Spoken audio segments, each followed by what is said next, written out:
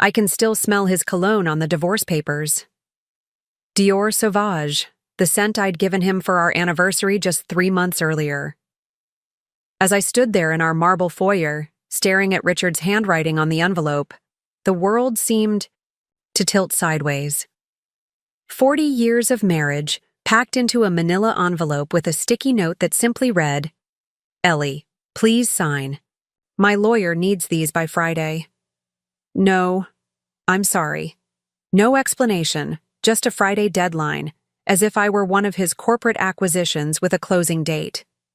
Before we jump back in, tell us where you're tuning in from, and if this story touches you, make sure you're subscribed, because tomorrow I've saved something extra special for you. I didn't cry. Not then. Instead, I walked to our antique liquor cabinet, the one we'd found at that little shop in Vermont during our 10th anniversary trip, and poured myself a glass of the 30-year-old scotch he'd been saving for a special occasion. Well, the end of 4 decades together seemed special enough. The amber liquid burned my throat as I settled into the window seat that overlooked our manicured garden, the roses I'd pruned just that morning now seeming like they belonged to someone else's life. I took another sip, longer this time, and finally opened the envelope. "Irreconcilable differences," the papers said. How clinical. How insufficient to describe what happens when your husband of 40 years decides that his 38-year-old secretary makes him feel alive again. But here's the thing about Richard Wright. For all his business acumen, for all his strategic brilliance that built Wright Enterprises into a Fortune 500 company, he never paid attention to what was right in front of him. He never noticed that while he was flying to Tokyo and London and Dubai, I was quietly building something of my own. And now he was about to find out just how much he had underestimated. Eleanor Wright. It was the 3rd Saturday in May, always marked in red on the family calendar. Our annual Wright Family Foundation Gala. For 40 years, I'd overseen every detail of this event, from the hand-calligraphed place cards to the perfectly timed 4-course meal. The gala had grown from a modest dinner for 20 of Richard's colleagues to the social event of the season for Chicago's elite. This year, we expected over 300 guests, with proceeds benefiting children's literacy programs, a cause I'd championed since before Daniel was born. That morning, I woke at 5 as usual, though Richard's side of the bed was already empty. "Early meeting," his text had said the night before. It wasn't unusual. Richard had always been married to his work first, to me second. I'd accepted that. Bargain long ago. I slipped on my robe and headed downstairs, the house quiet except for the faint hum of the heating system. May in Chicago still carried a chill. In the kitchen, I prepared coffee, strong for Richard in his thermos, lighter for me in my favorite blue ceramic mug. I'd set out his daily vitamins beside a bowl of fresh berries and Greek yogurt. He probably wouldn't eat them.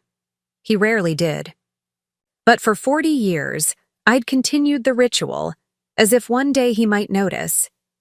The kitchen in our lakeside home was my domain. Custom cherry cabinets, marble countertops, and a 6-burner gas range that had been my one indulgence when we'd renovated. 5 years ago, through the bay window, I could see the garden where my spring bulbs had already pushed through the soil, determined and resilient. Like me, I sometimes thought. At 6, I called Daniel as I did every Saturday morning, my ritual with my only child. He answered on the 4th ring, voice still thick with sleep. "Mom, it's early," he mumbled. I could hear Olivia shifting beside him, probably annoyed at the intrusion. "I know, sweetheart. Just checking about tonight. Your father's expecting you both at the head table. We'll be there, 7 sharp, black tie, I know the drill." There was a pause, then, "Is there anything else? Olivia and I have brunch with her parents at 11. I swallowed the familiar disappointment. "No, that's all. Have a nice brunch." After we hung up, I sat with my cooling coffee, scrolling through my to-do list for the gala. The florist would arrive at 2, the caterers at 3, the string quartet at 5:30, Everything precisely timed, perfectly orchestrated. The way Richard liked things. The way I'd learned to provide them. At 9, I left for my weekly hair appointment with Jerome, who'd been coloring my ash blonde hair for 20 years, keeping the silver at bay. "The usual, Mrs. Wright?" he asked, draping the black cape around my shoulders. "Actually, Jerome," I said, surprising myself, "I'm thinking something different today." His eyebrows shot up. "Different? You've had the same elegant bob since I can remember." "Maybe something shorter? More modern?" Jerome studied my reflection, head tilted. "You know what? I have just the thing. Trust me?" I nodded, suddenly excited by the small rebellion. By noon, I emerged with a chic, sophisticated cut that took years off my appearance. I felt lighter somehow, both physically and emotionally. My next stop was Georgina's boutique, where my gown for the evening waited. I'd selected it months ago, a midnight blue sheath with delicate beading that caught the light when I moved. Classic, appropriate, exactly what was expected of Richard Wright's wife. "Ellie, you look fabulous!" Georgina exclaimed when I walked in. "Your hair! It's magnificent!" "Thank you," I said, feeling a flush of pleasure at the genuine compliment. "Just needed a change." Georgina squeezed my hand. "Change is good. Now, about this dress. I had a thought." She disappeared into the back room and returned with something entirely unexpected. A deep emerald gown with a daring neckline and an open back. "Georgina, I couldn't possibly—" "Try it," she insisted. 40 years of hosting this gala, always in navy or black. This is your year to shine. 30 minutes later, I left with the emerald dress, feeling both terrified and exhilarated. By the time I returned home, the florist's vans were already parked in the circular driveway. I directed them to the arrangement areas I'd marked throughout. The house, the timing precise, the placement exact. Everything flowing like a well-rehearsed ballet. Years of practice had made me efficient, if not always visible. At 4:30, with everything in place, I went upstairs to prepare. The emerald dress hung on my closet door, both accusation and invitation. I showered and applied my makeup with extra care, highlighting my hazel eyes with smoky shadow, adding a deeper shade of lipstick than my usual pale pink. When I finally stepped into the dress, I barely recognized the woman in the mirror. She looked confident, striking even. Not at all like Richard Wright's appropriate wife. The thought gave me a strange satisfaction. The doorbell rang at 6:15. Richard was never late for events, especially his own. I took one final look in the mirror, squared my shoulders, and descended the grand staircase. Richard stood in the foyer, checking his watch. He looked up as I approached, and for a moment, his expression was unreadable. Then, his brow furrowed. Slightly. "Ellie," he said, his tone somewhere between question and accusation. "That's not the dress we discussed. Not, you look beautiful. Not, that color is stunning on you. Just a notation of deviation from the plan." "I decided on something different," I replied, surprised by the steadiness in my voice. He checked his watch again. "It's too late to change now. The photographer will be here in 10 minutes for the family portrait." I wasn't planning to change, Richard. He finally looked at me properly, eyes narrowing slightly as they took in my new haircut, the unfamiliar makeup, the daring dress. "Is everything all right? You seem—" Preparing and narrating this story took us a lot of time, so if you are enjoying it, subscribe to our channel. It means a lot to us. Now back to the story. "Not yourself." Before I could answer, the door opened, and Daniel walked in with Olivia on his arm. My son was the perfect blend of Richard and me, tall and broad-shouldered like his father, but with my softer features and kinder eyes.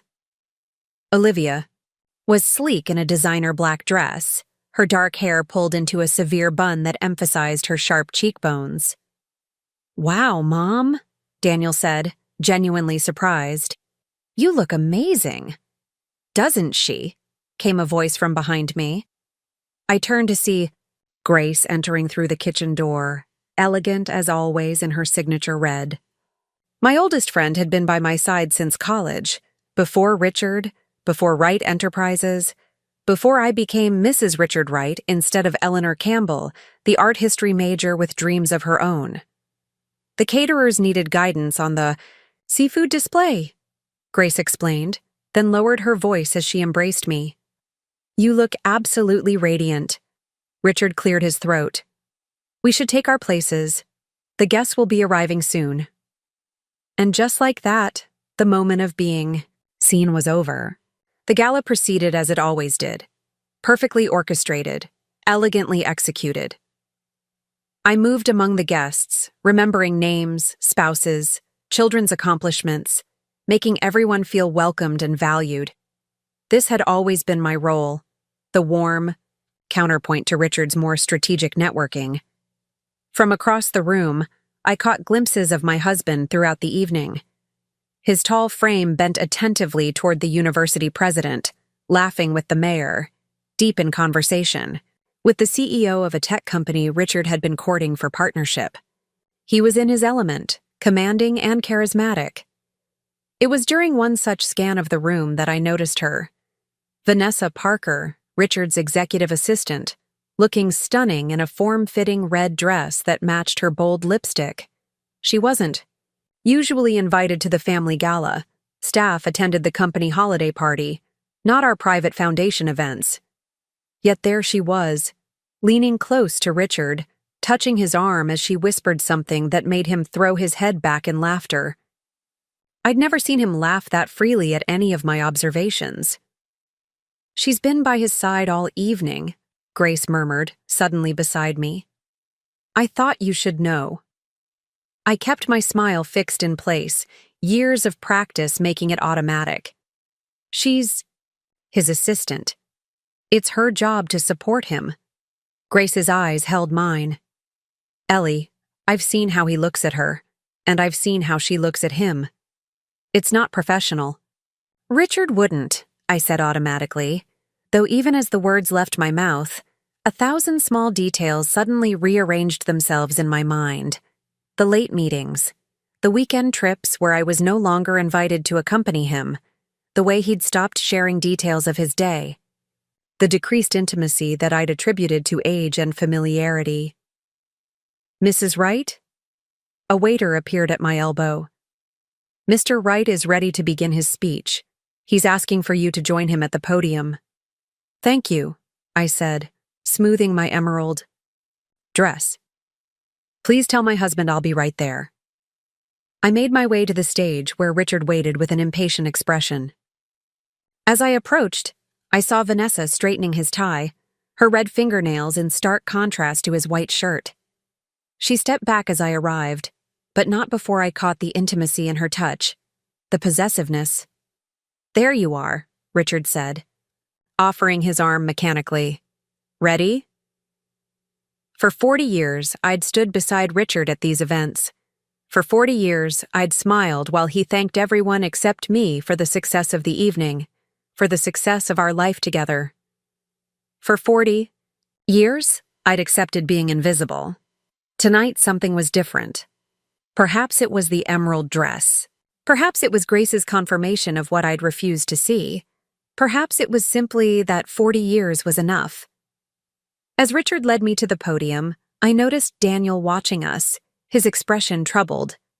Beside him, Olivia was engrossed in her phone, undoubtedly documenting the evening for her social media followers. At the next table, I spotted Richard's brother Edward with his third wife, both already flushed from too much champagne.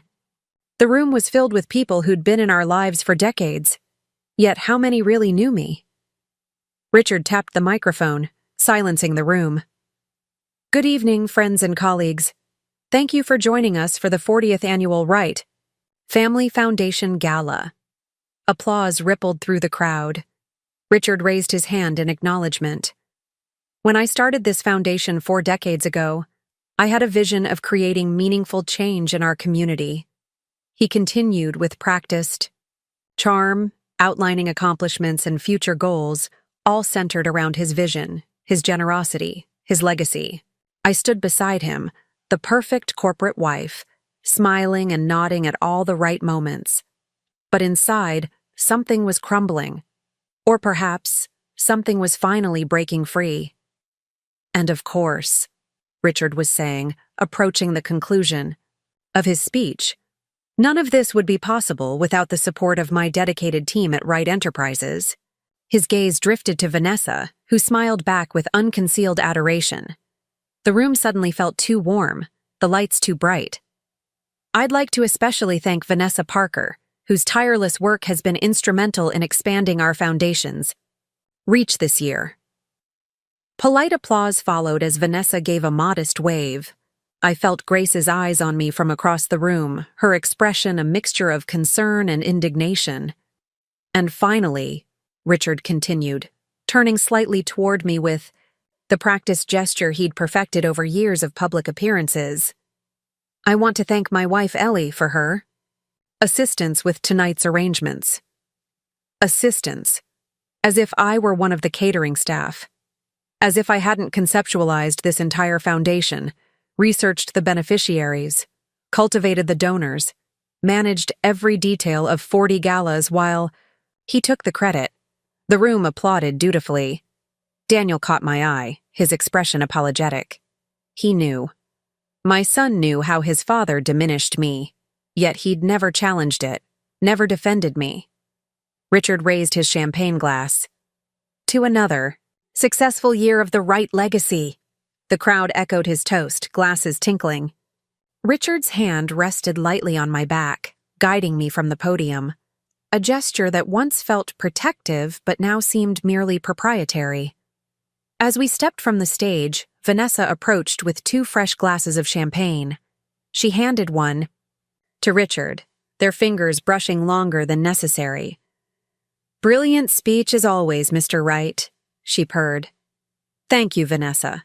Couldn't have done it without you, he replied, his voice warm with an affection I hadn't heard directed at me in years. I stood there, suddenly invisible again despite the emerald dress, despite my presence at my own event. Something inside me shifted decisively, like a key turning in a long-rusted lock. Ms. Parker, I said, my voice calmer than I felt. I don't believe we've formally met. I'm Eleanor Wright. Vanessa's smile flickered, perhaps catching the steel beneath my pleasant tone. Of course, Mrs. Wright. It's an honor to finally meet you.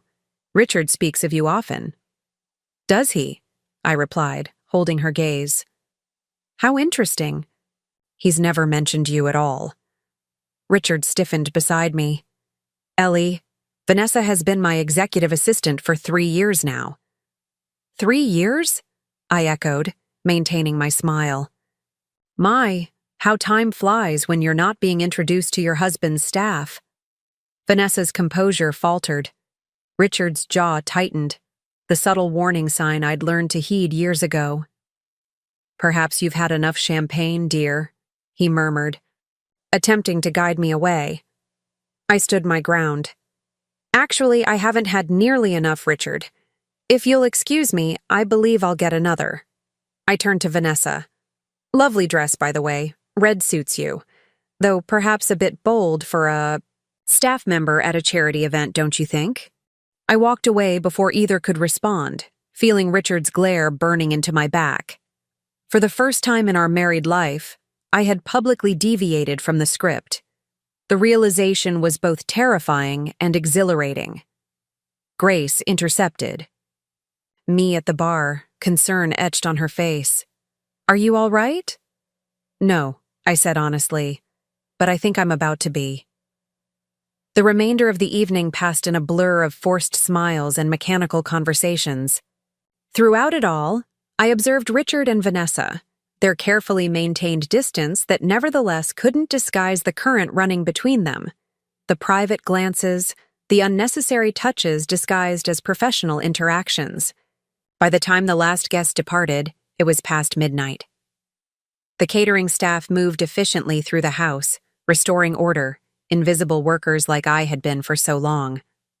Richard had disappeared into his study with Daniel for their traditional post-event scotch, a ritual I'd never been invited to join. I was directing the cleanup of the floral arrangements when Olivia approached, her expression softening for perhaps the first time that evening. "The gala was beautiful, Ellie," she said, using my first name as she always did, despite my gentle corrections early in her relationship with Daniel. "Everyone was talking about how stunning you looked tonight." "Thank you, Olivia." She hesitated, then lowered her voice. "Listen, about Vanessa." My heart skipped. "Yes?" "Daniel doesn't think I should say anything, but I thought you should know." She glanced around, ensuring we were alone.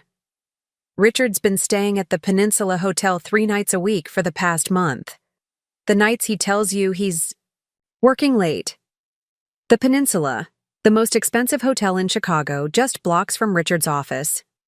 Perfect for clandestine meetings that required more privacy than his corporate suite could offer. "How do you know this?" I asked, surprisingly calm despite the confirmation of my suspicions. "My college roommate works in guest relations there. She mentioned seeing him regularly." Olivia paused. "With a younger woman." I nodded slowly, pieces falling into place.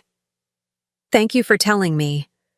Olivia looked uncomfortable, perhaps regretting her moment of honesty. "I should find Daniel. We need to head out soon." As she walked away, I remained still, absorbing this final piece of evidence. I'd suspected, of course, but suspicion was different from knowledge. Knowledge required action. I made my way upstairs to our bedroom, the house now quiet except for the murmur of voices from Richard's study. In our ensuite bathroom, I carefully removed my makeup, studying my reflection. The woman who stared back at me was neither young nor old, neither beautiful nor plain. She was simply unseen. For 40 years. I changed from the emerald dress into silk pajamas, folding the gown carefully before placing it on the chaise lounge. Then I did something I'd never done before. I locked our bedroom door from the inside. When Richard tried the handle 30 minutes later, I was already in bed, though nowhere near sleep. "Ellie?" he called, jiggling the handle. "Why is the door locked?" "I'm tired, Richard. We'll talk tomorrow." A pause, then. "Is this about tonight? About Vanessa?" "She's a valuable employee, Ellie. Nothing more." The lie hung in the air between us, even through the solid oak door. "Good night, Richard." I heard him sigh. Then his footsteps retreated down the hall toward one of the guest rooms. It wasn't the first time he'd slept elsewhere in the house, but it was the first time I'd been the one to make that choice. I lay awake for hours, staring at the ceiling, remembering the ambitious young man who'd swept me off my feet in my final year of college. Remembering the early years of our marriage, when we'd lived in a tiny apartment and dreamed of success together. Remembering the birth of Daniel, and how Richard had held my hand through 15 hours of labor, then returned to work the next morning for an unmissable meeting. Remembering how, year by year, I'd made myself smaller to accommodate his growing success. How I'd set aside my own ambitions to support his. How I'd convinced myself that being Mrs. Richard Wright was enough of an identity. But underlying these familiar reflections was something new, a current of anger I'd never allowed myself to feel. And beneath that anger was something even more dangerous, a plan that had been forming for longer than I'd realized. Tomorrow, I decided, would be the day I finally opened the lockbox in my closet, the one Richard had never noticed, containing papers he'd never bothered to read. Tomorrow would be the day Eleanor Wright stopped being invisible. As dawn broke over Lake Michigan, casting golden light across our bedroom, I made a silent promise to myself. This would be the last sunrise I would greet as the dutiful Mrs. Richard Wright. It was time to become Eleanor again. Morning light filtered through the bedroom curtains as I opened my eyes, momentarily disoriented by the silence. Usually, Richard would be up by now, the shower running, his electric razor humming. The events of the previous night came flooding back, The emerald dress, Vanessa's possessive touch on my husband's arm, the locked bedroom door. I reached for my phone on the nightstand. 7 missed calls from my sister Maggie. A text message. From Grace. Call me when you're up. Worried about you. Nothing from Richard. The house was eerily quiet as I made my way downstairs in my silk robe. The cleaning staff had done their usual impeccable job. No trace remained of last night's gala. Every crystal vase back in its place, every surface gleaming, as if nothing had happened. As if nothing had changed. But everything had. In the kitchen, I found a note propped against the coffee maker in Richard's decisive handwriting. Early meeting downtown. Don't wait up tonight. No mention of our confrontation, no acknowledgement of the locked door, no apology for his behavior. Just business as usual. I crumpled the note and tossed it into the trash, then set about making coffee. As I waited for it to brew, I looked around the kitchen I'd designed with such care. The hand-painted Italian tiles I'd sourced from a tiny shop in Florence, the copper pots hanging above the island, each one a souvenir from cooking classes I'd taken around the world. Everything in this house bore my touch, yet nothing truly felt like mine. With coffee in hand, I walked to the sunroom that overlooked the garden. The May morning was bright but cool, the lake visible in the distance beyond our manicured property. I sat in my favorite wicker chair and finally returned Maggie's calls. "Ellie, thank God," my sister answered immediately. "I've been trying to reach you since last night. Thomas and I left the gala early, his back was acting up, but I saw what happened with Richard and that woman." "Vanessa," I supplied, my voice surprisingly steady. "His executive assistant." "Executive assistant, my foot," Maggie scoffed. The way she was looking at him, I wanted to knock that smug smile right off her face. I smiled despite myself. Maggie had always been the fighter between us, quick to anger, quick to defend. 5 years in the army before she'd met Thomas had only sharpened her protective instincts. "It wasn't just looks," I said quietly. "Olivia told me he's been staying at the peninsula 3 nights a week. With her." Maggie fell silent, which for my outspoken sister was more telling than any curse or condemnation. "How long have you known?" she finally asked. "Suspected? Months, maybe longer. Known for certain?" "Since last night." "What are you going to do?" I took a slow sip of my coffee, considering. "I'm not sure yet." "Come stay with us in Denver," Maggie urged. "You shouldn't be alone right now." "I'm not alone, Maggie. I'm actually by myself for the first time in 40 years. There's a difference." After promising to keep her updated, I ended the call and immediately dialed Grace. She answered on the first ring. "I'm on my way over," she said without preamble. "Have you eaten? I'm bringing bagels." 30 minutes later, Grace arrived. With not only bagels but also a folder tucked under her arm. We settled in the sunroom, the morning sunlight now warming the space. "I wasn't sure if you'd want these," she said, sliding the folder across the table toward me. "But I thought you should have them." Inside were photographs, discreetly captured images from the gala showing Richard and Vanessa in various moments of unmistakable intimacy, a hand lingering too long on a back, heads bent close in conversation, a shared laugh that excluded everyone else. "How did you get these?" I asked, though I already knew. Grace's husband had been a photojournalist before his death 5 years ago. She'd learned his techniques well. "I had a feeling," she said simply. "I've watched him with her at the last few events, the company Christmas party, the March of Dimes fundraiser. It's been building for months." I studied the photos, feeling strangely detached. You know what bothers me most? Not that he found someone else. It's that he thought I wouldn't notice. After 40 years, he still doesn't see me as someone capable of observation or action. Grace reached across the table and squeezed my hand. "So what will you do?" I closed the folder and set it aside. First, I'm going to eat this bagel. Then I'm going to open a lockbox that's been gathering dust for 15 years. And after that? I took a deep breath. After that, I'm going to have a very different kind of conversation with my husband. After Grace left, I climbed the stairs to our bedroom, a space that suddenly felt foreign, as if I were walking through a museum exhibit of someone else's life. The king-sized bed with its custom duvet, the matching nightstands with their precisely aligned reading lamps, the framed photographs chronicling our life together, our wedding day, Daniel's birth, family vacations, charity events, each image carefully selected to convey the perfect right family narrative. I entered my walk-in closet, half the size of Richard's, of course, and pushed aside the winter coats I hadn't yet stored for the season.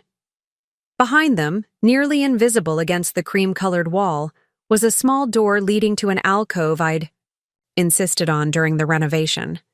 Richard had thought it a waste of space.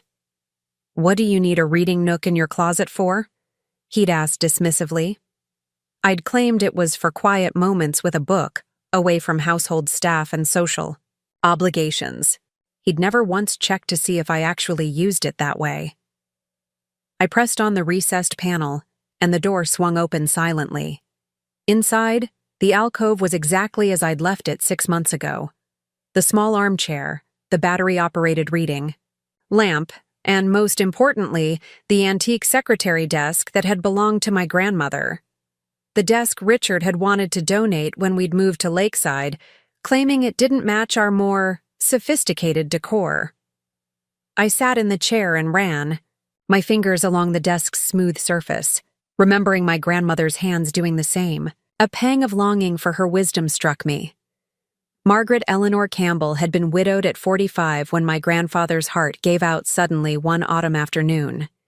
Instead of crumbling, she'd built a new life for herself, returning to school for a business degree and turning my grandfather's struggling hardware store into a regional chain that she eventually sold for a comfortable sum. "Never put all your eggs in one basket, Ellie," she'd told me repeatedly, "and never let a man, even one you love, control all the eggs." I'd remembered her words on my 30th birthday, when she'd gifted me this desk along with a substantial check. "For you," she'd emphasized, her blue eyes sharp despite her 80 years. "Not for Richard, not for the household, not for Daniel's education, for whatever makes you feel secure in this world." Richard had been annoyed when I'd deposited the money in a separate account under my maiden name. "It seems unnecessarily complicated," he'd complained. "Just put it in our joint account. I'll have my finance team invest it properly."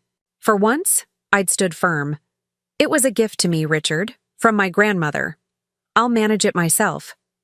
He'd eventually dropped the matter, assuming I'd spent the money on frivolous things, spa days or jewelry or designer clothes. He'd never asked, and I'd never volunteered the information. He had his secrets, and I had mine.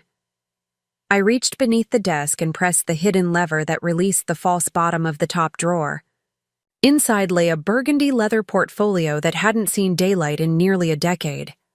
I lifted it out with trembling hands and opened it on my lap. Inside were the documents that charted the quiet rebellion I'd been waging for years. Bank statements. From Campbell Holdings LLC, a company Richard didn't know existed. Investment reports from the portfolio my grandmother's money had established, now grown to over 10 times its original value through careful management and the guidance of my brother-in-law Thomas, who'd never breathed a word of it to Richard during their golf games. Most significantly, there was the deed to a property on the Oregon coast, a modest but beautiful cottage overlooking the Pacific that I'd purchased 12 years ago, when Richard had dismissed my suggestion that we buy a vacation home there. "Who wants to spend time in the dreary Pacific Northwest?" he'd scoffed. "If we're going to have a second home, it'll be somewhere prestigious, Palm Beach or Aspen." We'd ended up with neither, as Richard was always too busy for extended vacations. But I had made time, twice a year, for wellness retreats with Grace, weeks that were actually spent maintaining and enjoying my secret sanctuary. The cottage was fully paid for, titled under Campbell Holdings LLC. Richard had never questioned the retreats, had probably been grateful for the uninterrupted time they'd given him with his various assistants over the years. Vanessa was likely just the latest in a line that stretched back further than I cared to contemplate. I continued through the portfolio, reviewing each document with the careful attention I'd always given to Richard's social calendar. The last section contained the most dangerous papers, drafts of divorce proceedings I'd had prepared 5 years ago, when I'd first suspected Richard of infidelity with his previous assistant. I'd ultimately set them aside when that woman had left the company suddenly. Now I understood why. Richard simply moved on to the next available admirer, like a bee visiting different flowers in the same garden. The documents would need updating, of course. But the framework was there, meticulously outlined by a divorce attorney in Portland who had no connections to Chicago's business elite. An attorney Richard couldn't intimidate or buy off. I closed the portfolio, my heart racing but my mind clearer than it had been in months, perhaps years. I returned everything to its hidden compartment and locked the desk, then exited the alcove, securing the concealed door behind me. Back in the bedroom, I showered and dressed with unusual care, selecting a tailored burgundy suit I usually reserved for board meetings of the literacy foundation I chaired. The color reminded me of the portfolio, of power and possibility. I applied makeup that accentuated rather than diminished my features and fastened my grandmother's pearls around my neck. Not the ostentatious diamonds Richard had given me for our 35th anniversary, jewels meant to reflect his success, but the simple strand that represented the strength of the Campbell women. As I descended the stairs, my phone chimed. With a text from Daniel. Heading to Dad's office for lunch. Need anything downtown? I hesitated only briefly before responding. Actually, I'd like to join you. Can you make it reservation for 3 at Gibson's? 1 p.m.? 3 dots appeared immediately, disappeared, then reappeared. Finally. Sure, Mom. Everything okay? Perfect, I replied. See you then. Gibson's Steakhouse was Richard's favorite restaurant, an old-school Chicago institution where he was treated like royalty and had a standing corner table. It was where he took important clients, where deals were made over rare steaks and expensive scotch. It was not where he expected to see his wife on a Sunday afternoon. I arrived precisely at 12:55, giving the maître d' my name and watching his momentary confusion. Mrs. Wright, we weren't expecting you today. Mr. Wright's usual table is ready, of course. Thank you, Henri, I replied with a warm smile. My son should be arriving shortly. I was seated and had just ordered a martini, Richard's preferred drink, not the white wine I usually sipped, when Daniel arrived, looking handsome but slightly harried in casual weekend attire.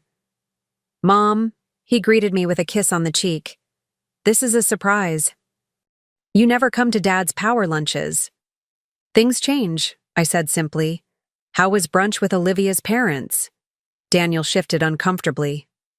Fine, the usual. Her father talked investments, her mother talked about the neighbor's divorce. He glanced around. Dad's running late? Is he? I checked my watch. How inconsiderate. Let's order appetizers while we wait. Daniel studied me with growing curiosity as I confidently ordered Richard's favorite starters and another martini. I could see the questions forming behind his eyes. Questions about my unusual assertiveness, my unexpected appearance at a restaurant I typically avoided, my second drink before Richard had even arrived. Mom, he finally said, leaning forward. What's going on? You seem different.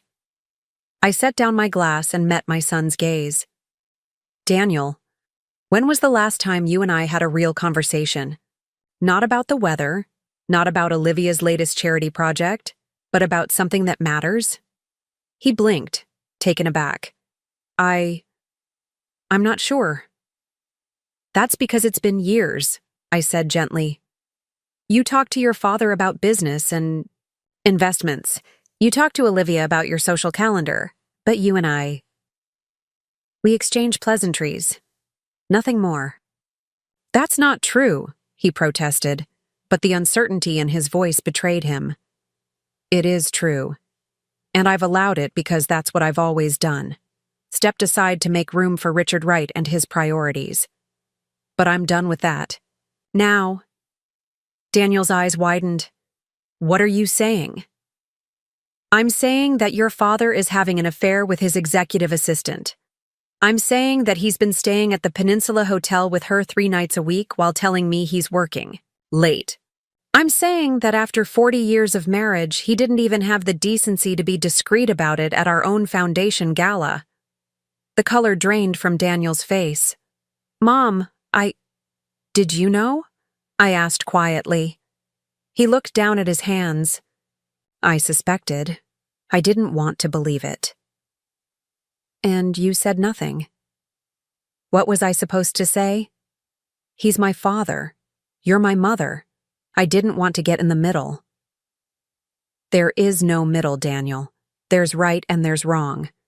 I took a sip of my martini, letting the sharp bite of the gin steady me. But that's not why I wanted to have lunch with you today. I wanted to tell you myself, before your father creates his own narrative. I'm leaving him. Daniel's shock was evident, but before he could respond, Richard appeared at the table, his confident stride faltering only slightly when he saw me. Ellie, he said, his tone carefully modulated. This is a surprise. I thought Daniel and I were having our usual father-son lunch. Change of plans, I replied pleasantly. I thought it was time for a family discussion. Richard's eyes darted. Between Daniel and me, assessing the situation with the same tactical precision he applied to business negotiations. He adjusted quickly, sliding into his chair and signaling to the waiter. Scotch, neat, Macallan 25. An uncomfortable silence settled over the table as Richard received his drink. He took a measured sip, then set the glass down deliberately. So, he said with forced casualness, what's this family discussion about? I glanced at Daniel, whose expression had shifted from shock to a strange mixture of discomfort and... Was that respect? He gave me a slight nod and I turned back to Richard. I know about Vanessa, I said simply. I know about the peninsula. I know this isn't the first time. Richard's face remained impressively impassive, the same expression he wore during tough negotiations. I don't know what you think you know. Ellie, but this is hardly the place. It's exactly the place, I interrupted. Your favorite restaurant. Your territory. I thought you'd appreciate the professional setting for what is essentially a business discussion at this point. His eyes narrowed. A business discussion? About what exactly? About the terms of our divorce. Daniel made a small, strangled sound but remained silent. Richard's mask slipped momentarily, surprise flashing across his features before he regained control. Don't be ridiculous, he said dismissively. We're not getting divorced over a misunderstanding. It's not a misunderstanding, Dad, Daniel said quietly. I saw you with her too. Everyone did. Richard's head snapped toward our son, a flash of betrayal in his eyes. This doesn't concern you, Daniel. Actually, it does, I countered. He's our son. Your behavior affects him too. Richard leaned forward, voice dropping to a harsh whisper.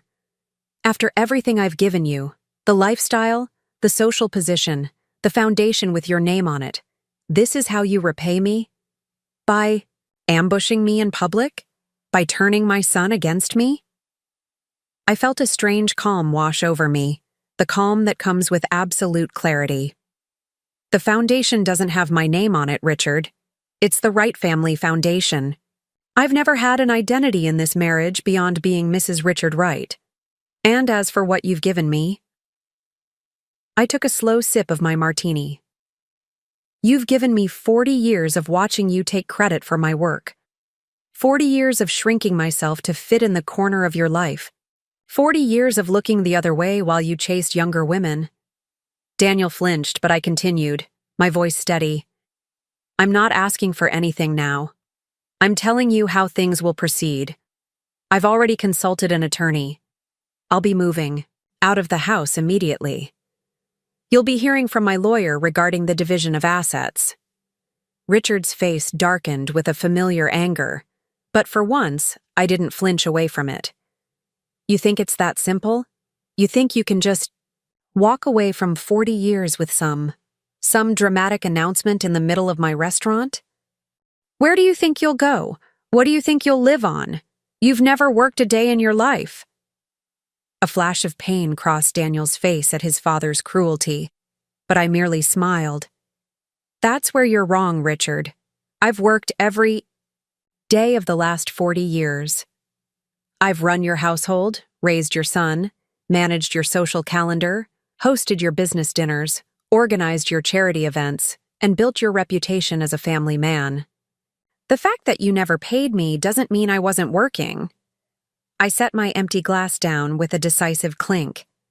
"As for where I'll go and what I'll live on, that's no longer your concern." Richard's laugh was cutting.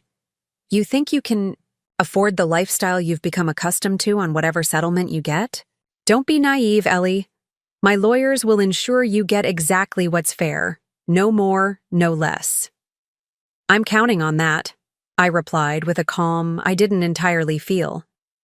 "Now, if you'll excuse me, I have places to be." I stood, smoothing my burgundy suit. Daniel half rose as well, his expression conflicted. "Daniel," Richard said sharply, "sit down. We need to discuss this rationally without your mother's theatrical exit." I looked at my son, this man I'd raised, who now stood at a crossroads between the father he'd emulated and the mother he'd overlooked. "Daniel is an adult," I said. "He can make his own decisions about who he sits with." With that, I turned and walked away, feeling Richard's glare boring into my back. I didn't allow myself to look back to see what Daniel had chosen. That was his journey now, not mine. Outside in the bright May sunshine, I took a deep breath, my hands shaking slightly as the adrenaline began to ebb. I'd done it. After 40 years of accommodation and silence, I'd finally spoken my truth. The relief was dizzying. I hailed a taxi and gave the driver the address of the Four Seasons. My overnight bag was already in the trunk of my car, packed discreetly while Richard was in his study the night before. I'd made the hotel reservation from my closet alcove, using the credit card Richard didn't know existed. As the taxi pulled away from the curb, my phone lit up with incoming calls.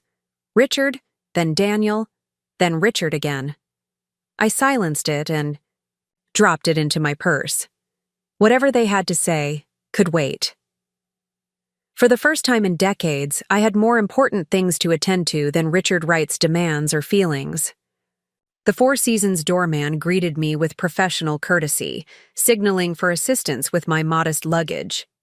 In the elegant lobby, I approached the reception desk with the confident bearing I'd observed in Richard countless times. "Good afternoon," I said to the young woman behind the counter. "I have a reservation under Campbell, Eleanor Campbell." The sound of my maiden name on my lips was strange and wonderful, like reconnecting with an old friend. The receptionist tapped at her computer, then smiled warmly. "Yes, Ms. Campbell. We have you in a Lakeview suite for 3 nights. May I see your identification and credit card?"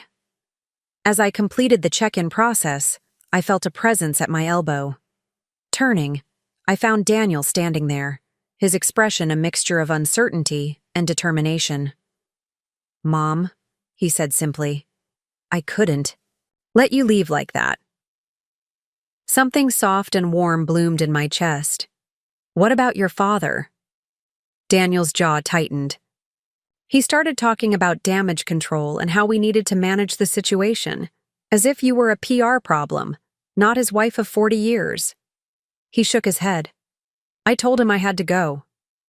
The receptionist discreetly slid my room key across the counter. I thanked her and turned back to my son. "Would you like to come up? We could order room service, talk properly." He nodded, relief evident in his face. I'd like that. In the elevator, Daniel finally asked the question I'd been expecting. "What happens now?" I considered my answer carefully. Now I figure out who Eleanor Campbell is after 40 years of being Mrs. Richard Wright. Are you really going through with the divorce? The elevator doors opened onto a plush corridor. I stepped out before answering, waiting until we were walking side by side toward my suite. Yes, I am. Your father made his choice. Now I'm making mine. But where will you go? What will you do? I smiled at the echo of Richard's questions, though Daniel's tone held genuine concern rather than contempt. I have plans, Daniel. I've had them for longer than you might think. Inside the suite, the expansive windows offered a panoramic view of Lake Michigan, the water glittering under the afternoon sun. I set my purse down and turned to my son, really seeing him, not just as Richard Wright's heir or the little boy I'd raised, but as the man he'd become. There was uncertainty in his eyes, but also a dawning respect that I realized had been missing for years. I want to show you something, I said, retrieving my phone. I opened the photo gallery and scrolled to an album labeled Oregon. Inside were dozens of images of a charming cottage perched on a cliff overlooking the Pacific Ocean, sunset views from the back deck, a cozy living room with a stone fireplace, a sunlit kitchen with open shelving displaying mismatched pottery. Daniel scrolled through the photos, confusion evident on his face. Is this a vacation rental or something? No, I said softly. It's mine. I bought it 12 years ago. His head snapped up. What? How? Dad never mentioned. Your father doesn't know about it. It's purchased through a holding company under my maiden name. Daniel stared at me as if seeing a stranger. You've had a secret house for 12 years? How did you afford it? I took a deep breath. This was the moment of true revelation, not just to Daniel, but in many ways to myself. My grandmother left me money when I turned 30. Richard wanted me to put it in our joint account. I didn't. Instead, I invested it, created a limited liability company, and purchased assets that Richard couldn't touch. The Oregon property is just one of them. Daniel sank onto the sofa, visibly processing this information. So all those wellness retreats with Grace were spent at my cottage, yes. And Dad never suspected? I laughed softly. Your father sees what he expects to see. He expected a decorative wife who managed his social calendar and didn't ask questions. That's what he saw. Until yesterday, Daniel murmured. Until yesterday, I agreed. So what happens now? You'll move to Oregon? I sat beside him on the sofa, suddenly feeling lighter than I had in years. Eventually, yes. But first, I need to finalize the divorce. Settle matters here in Chicago. Daniel was quiet for a long moment, then, I want to see it. Your cottage. I'd like that, I said, surprised by the emotion that thickened my voice. Very much. Just not right away. I need time to process all this. Dad's going to be... He trailed off, running a hand through his hair in a gesture so reminiscent of Richard that my heart twisted. Your father is going to be angry. I finished for him. Probably for a long time. He doesn't like losing control of anything, especially things he considers his possessions. And that's how he sees you? As a possession? I considered the question, trying to be fair despite my anger. I think he sees me as a role, not a person. Mrs. Richard Wright.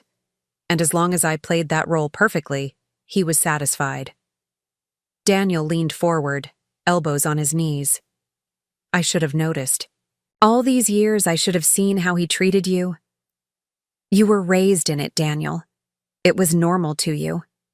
I touched his shoulder gently. But you have a chance to be different.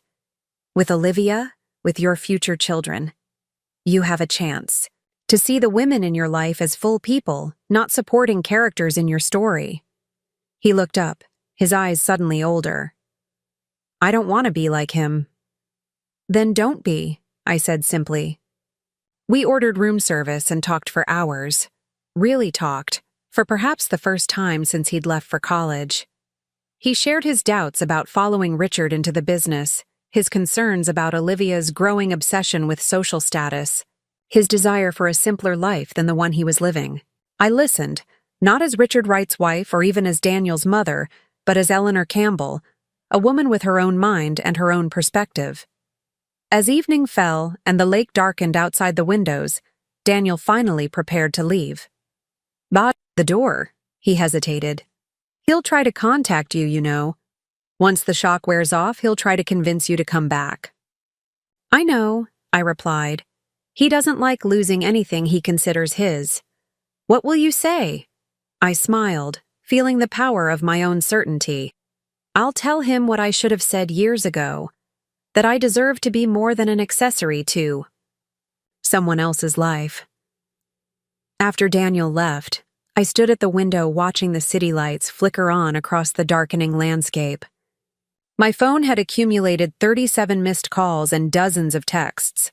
From Richard, from country club acquaintances, from foundation board members.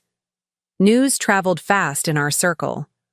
I turned the phone off completely and ran a hot bath in the luxurious marble tub. As I soaked, I allowed myself to fully feel the tumult of emotions I'd been managing all day. The hurt, the anger, the fear, but also the exhilaration, the relief, the sense of possibility. Tomorrow would bring challenges, no doubt. Richard wouldn't surrender his control easily. There would be attempts at manipulation, at intimidation, perhaps even at reconciliation. The social circle we'd inhabited would fracture into those who sided with him and the few brave souls who might stand with me. But for tonight, in this quiet hotel room high above the city where I'd spent my entire married life, I was finally free. Free to dream of ocean waves instead of lake shores. Free to imagine a life where I answered to no one but myself. Free to become, at last, the woman I might have been all along.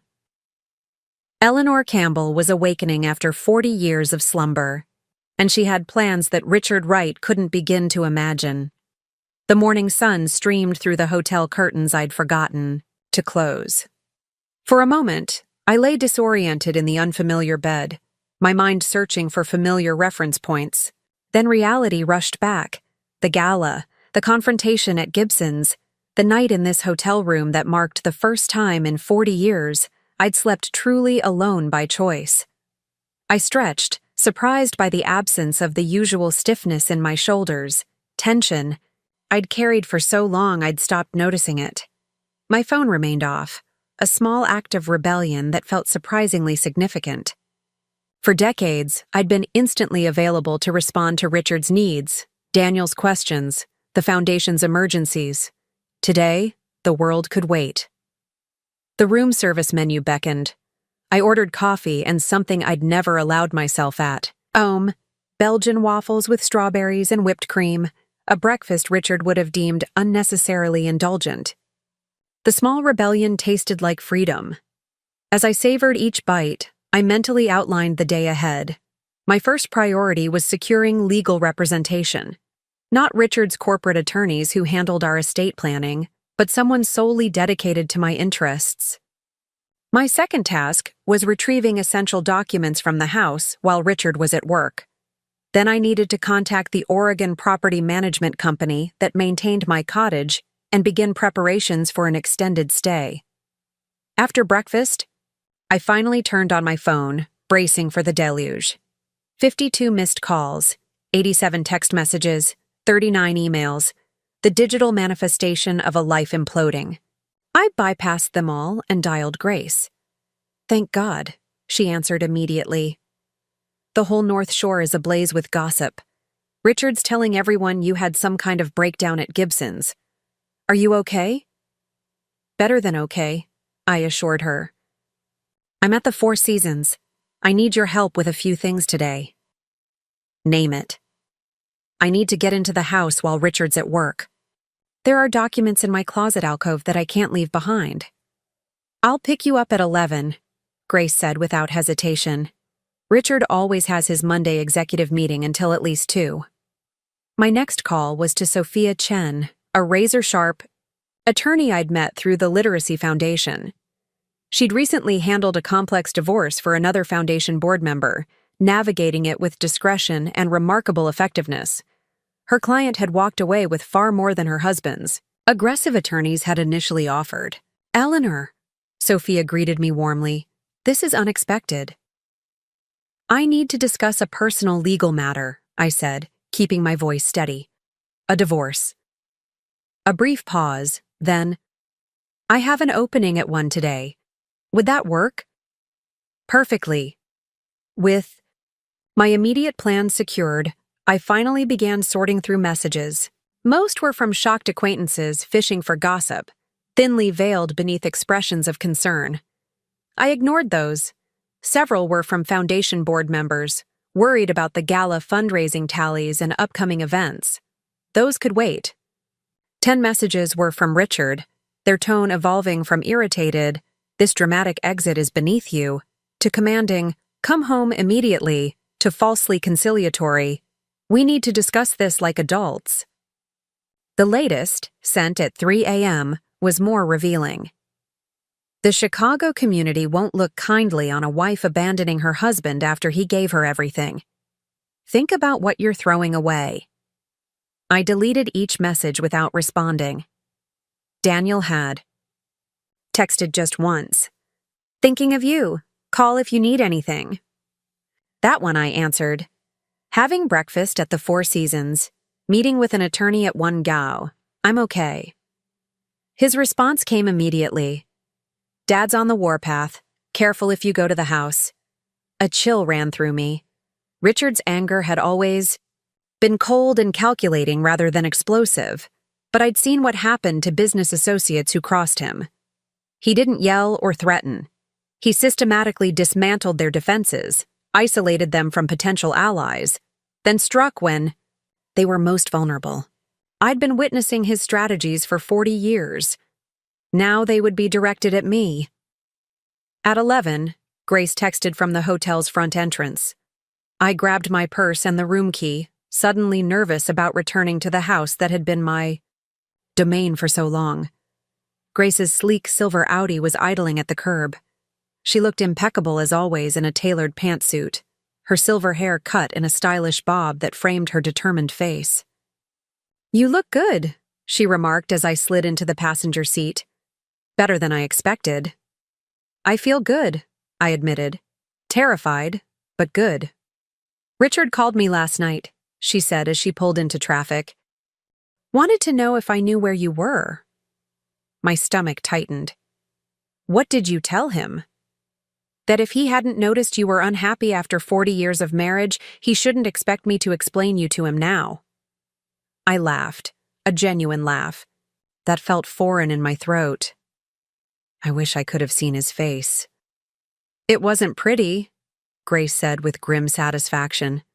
"He's calling everyone, you know, spinning the story." Poor Richard, blindsided by his irrational wife's midlife crisis.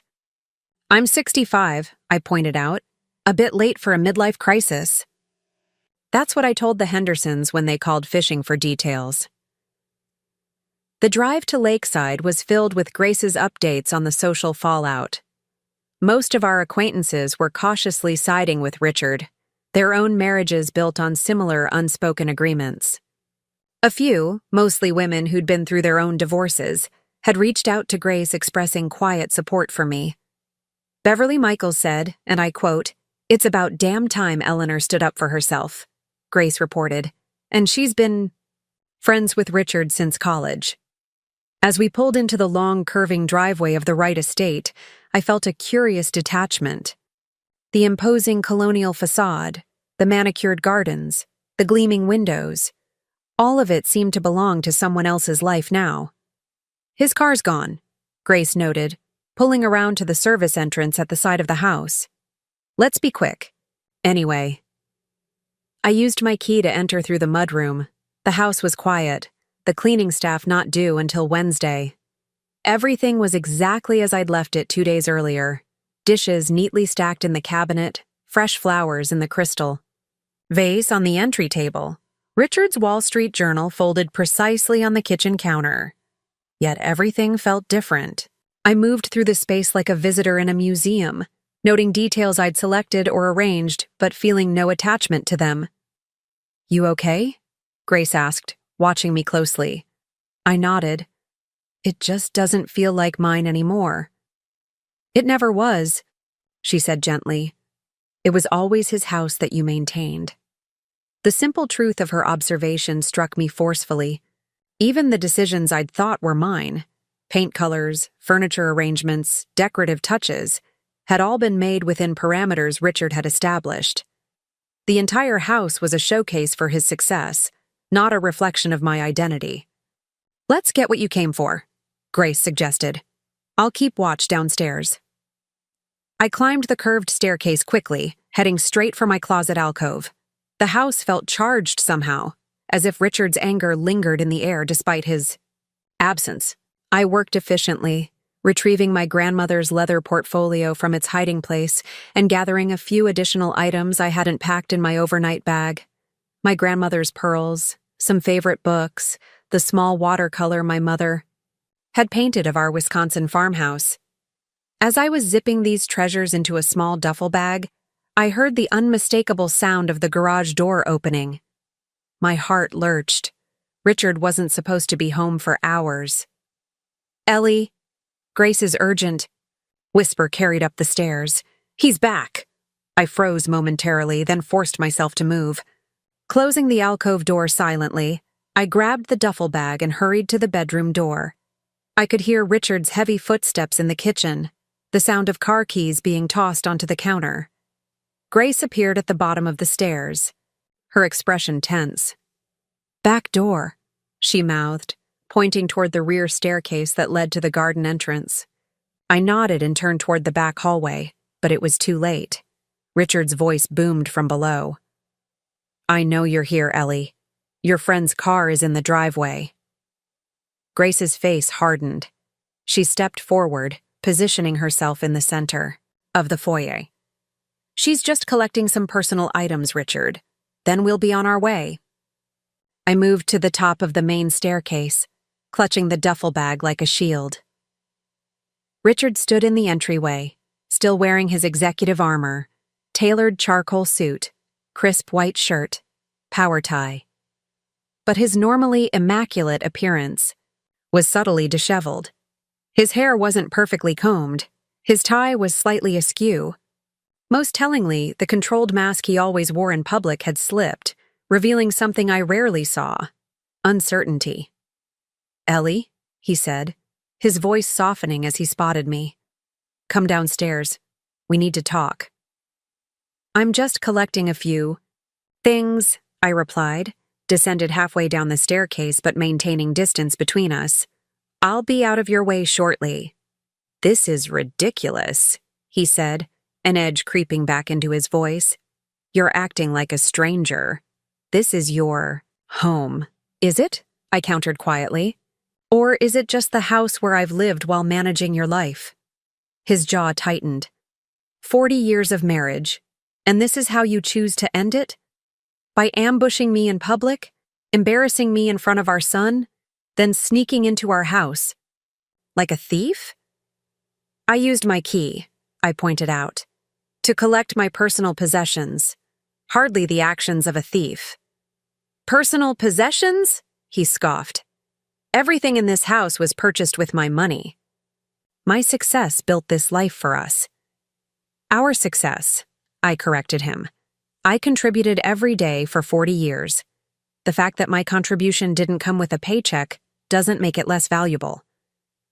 Richard's face flushed with anger. "So, that's what this tantrum is about? Money? You think you're entitled to half of everything I've built because you organized dinner parties and redecorated the guest room every few years?" Grace made a sound of outrage, but I held up a hand to stop her intervention. I descended the remaining stairs until I stood on even ground with him, no longer looking up from a position of lesser height. "This tantrum, as you call it, is about dignity," I said evenly.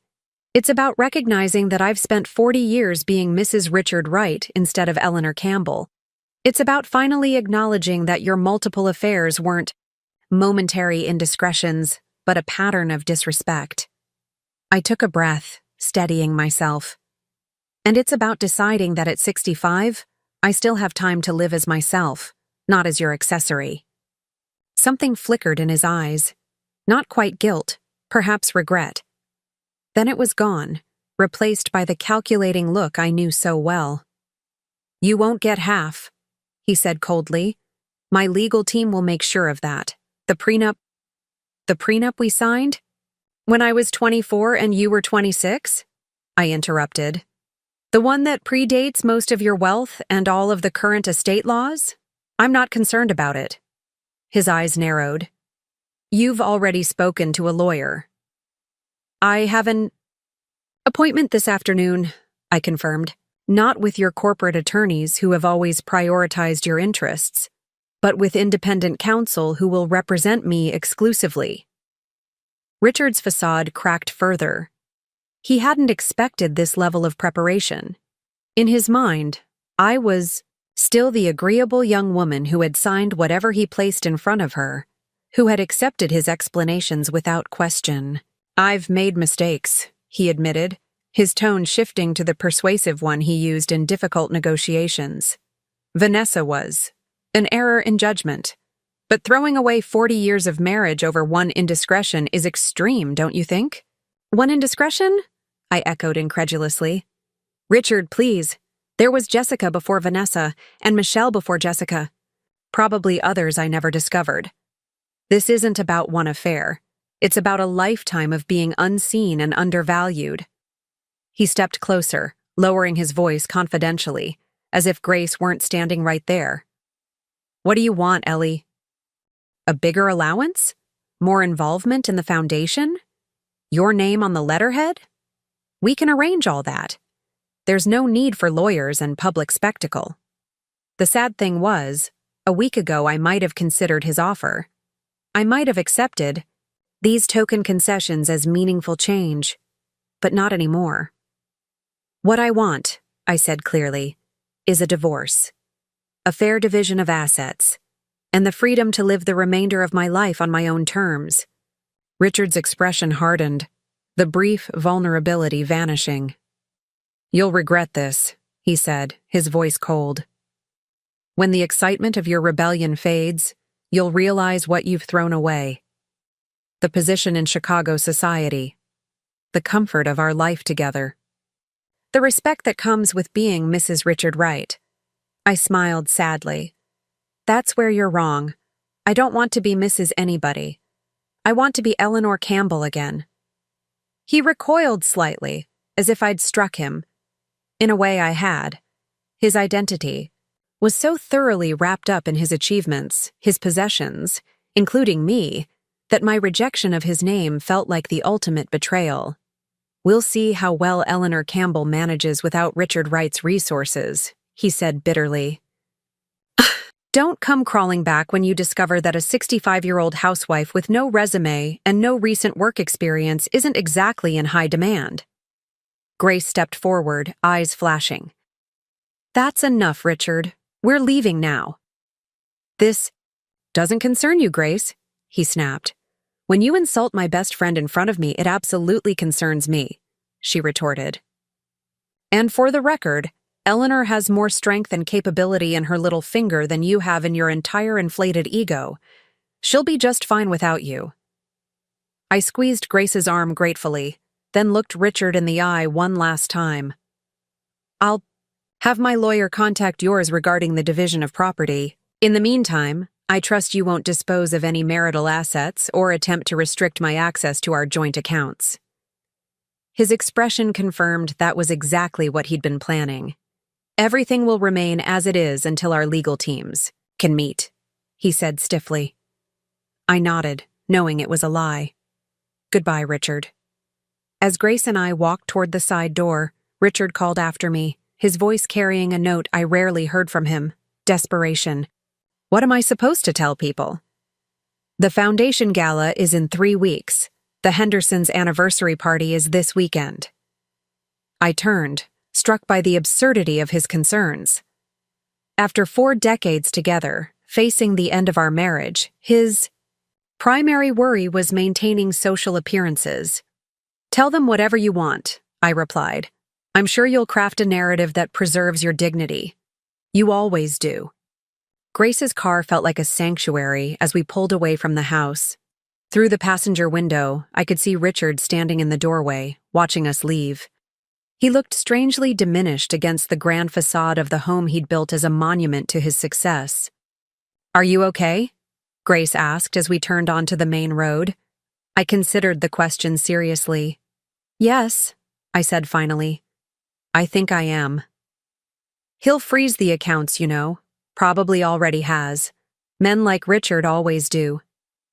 I patted my duffel bag, where my grandmother's portfolio rested securely. "Let him. I have resources he doesn't know about." Grace shot me a curious glance. "You never cease to amaze me, Eleanor Campbell." The name sounded right, felt right, like slipping into a comfortable garment I'd set aside long ago and rediscovered in the back of a closet. "I've been planning this longer than you might think," I admitted.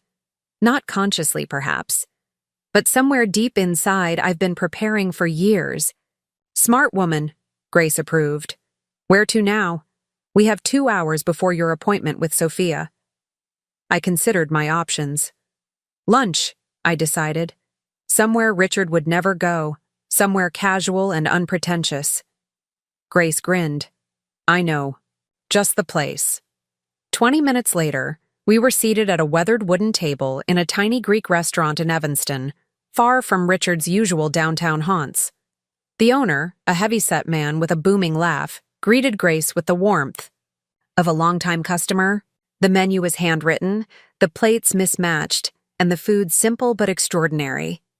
As we shared dolmades and Greek salad, I found myself laughing more freely than I had in years.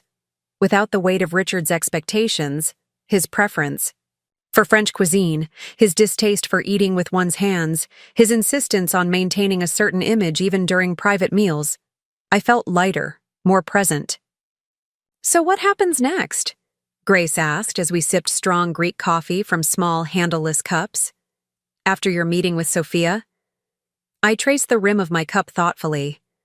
"I need to tie up loose ends here, make sure the divorce proceedings are properly initiated. Then I'm thinking of spending some time at my cottage in Oregon." "The place Richard doesn't know about," Grace said with a hint of mischief. "Exactly. He's going to be blindsided when he discovers you have independent resources," she observed. "Men like Richard always underestimate women like us." "That's been his biggest mistake," I agreed. "He's never really seen me, not the real me." At precisely 1 p.m., we arrived at Sophia Chen's office in a sleek downtown high-rise. The reception area was elegantly understated. Soft gray walls, comfortable seating, discreet lighting that flattered every complexion. Unlike the ostentatious marble and glass lobbies of Richard's preferred legal firms, Sophia's space invited confidence rather than intimidation. Grace squeezed my hand. "Want me to wait?" I shook my head. "This might take a while. I'll call you when I'm finished." "Mrs. Wright?" The receptionist approached with a professional smile. "Ms. Chen is ready for you." I straightened my shoulders. "Actually, it's Ms. Campbell now. Eleanor Campbell." The receptionist nodded without missing a beat. "Of course, Ms. Campbell. Right this way." Sophia Chen's office matched her reputation. Precise, elegant, and unapologetically feminine. Floor-to-ceiling windows offered views of Lake Michigan, while shelves displayed both legal tomes and carefully chosen art pieces. Sophia herself rose from behind a glass desk as I entered, extending her hand with a warm smile that didn't quite reach her analytical eyes. "Eleanor," she greeted me. "Please, sit down." I settled into a comfortable chair across from her, placing my duffel bag beside me. "I understand you're seeking representation for a divorce," Sophia began, her tone professionally neutral. "Before we discuss specifics, I should disclose that my firm has never represented Wright Enterprises or Richard Wright personally, so there's no conflict of interest. However, given your husband's prominence in Chicago, I want to ensure you're comfortable with my representing you despite our previous foundation connection. That's precisely why I chose you, I replied. You understand the social dynamics involved, but your loyalty isn't compromised by business relationships with Richard. Sophia nodded, seemingly satisfied. Then let's begin. Illinois is an equitable distribution state, which means marital property is divided fairly, but not necessarily equally. Given the length of your marriage and your role in maintaining the household and supporting your husband's career, you would typically be entitled to a substantial settlement. Typically, I echoed, but Richard will fight it. Most high-net-worth individuals do, Sophia agreed, especially those with significant ego investment in their wealth. You mentioned a prenuptial agreement on the phone? I nodded. Signed? In 1982, before Richard's company went public. Before most of our current assets were acquired. Sophia made a note. That's potentially helpful. Older prenups are often vulnerable to challenge, especially if there's been a substantial change in circumstances since signing. She looked up. Has Richard been the sole breadwinner throughout your marriage? In terms of formal employment, yes. But I've managed the household, raised our son, organized business events in our home, represented the family at social and charitable functions, and essentially served as the unpaid CEO of the Wright family brand. Sophia's smile was approving. Good. That's exactly how we'll frame your contribution. Now, what about assets? Do you have an estimate of your marital worth? I reached into my duffel bag and removed my grandmother's portfolio. This contains an overview of our joint assets based on last year's tax returns. The house in Lakeside is worth approximately $4 million. $2 million. Richard's stock in Wright Enterprises is valued at around $30 million. There are investment properties. In Palm Beach and Aspen, artwork, vehicles, and various investment accounts. Sophia's eyebrows rose slightly as she began reviewing the documents. This is remarkably thorough, Eleanor.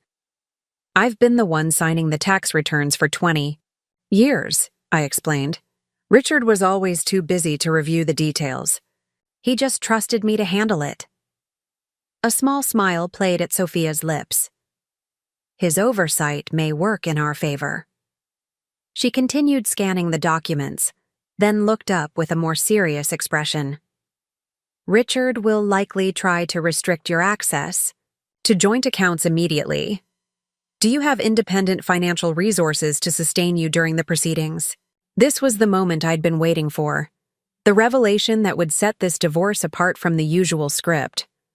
I removed a second set of documents from the portfolio and placed them on Sophia's desk. I have approximately $8 million in investment accounts under my maiden name, held through Campbell Holdings, LLC. The accounts are at Northern Trust, completely separate from our family banking relationships. Additionally, I own a property in coastal Oregon valued at approximately $900,000, also held by the LLC. Sophia's professional mask slipped momentarily, revealing genuine surprise. These assets were acquired during your marriage? The initial investment came from an inheritance from my grandmother when I was 30.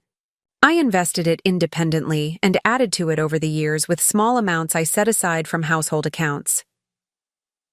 And Richard is unaware of these assets? Completely.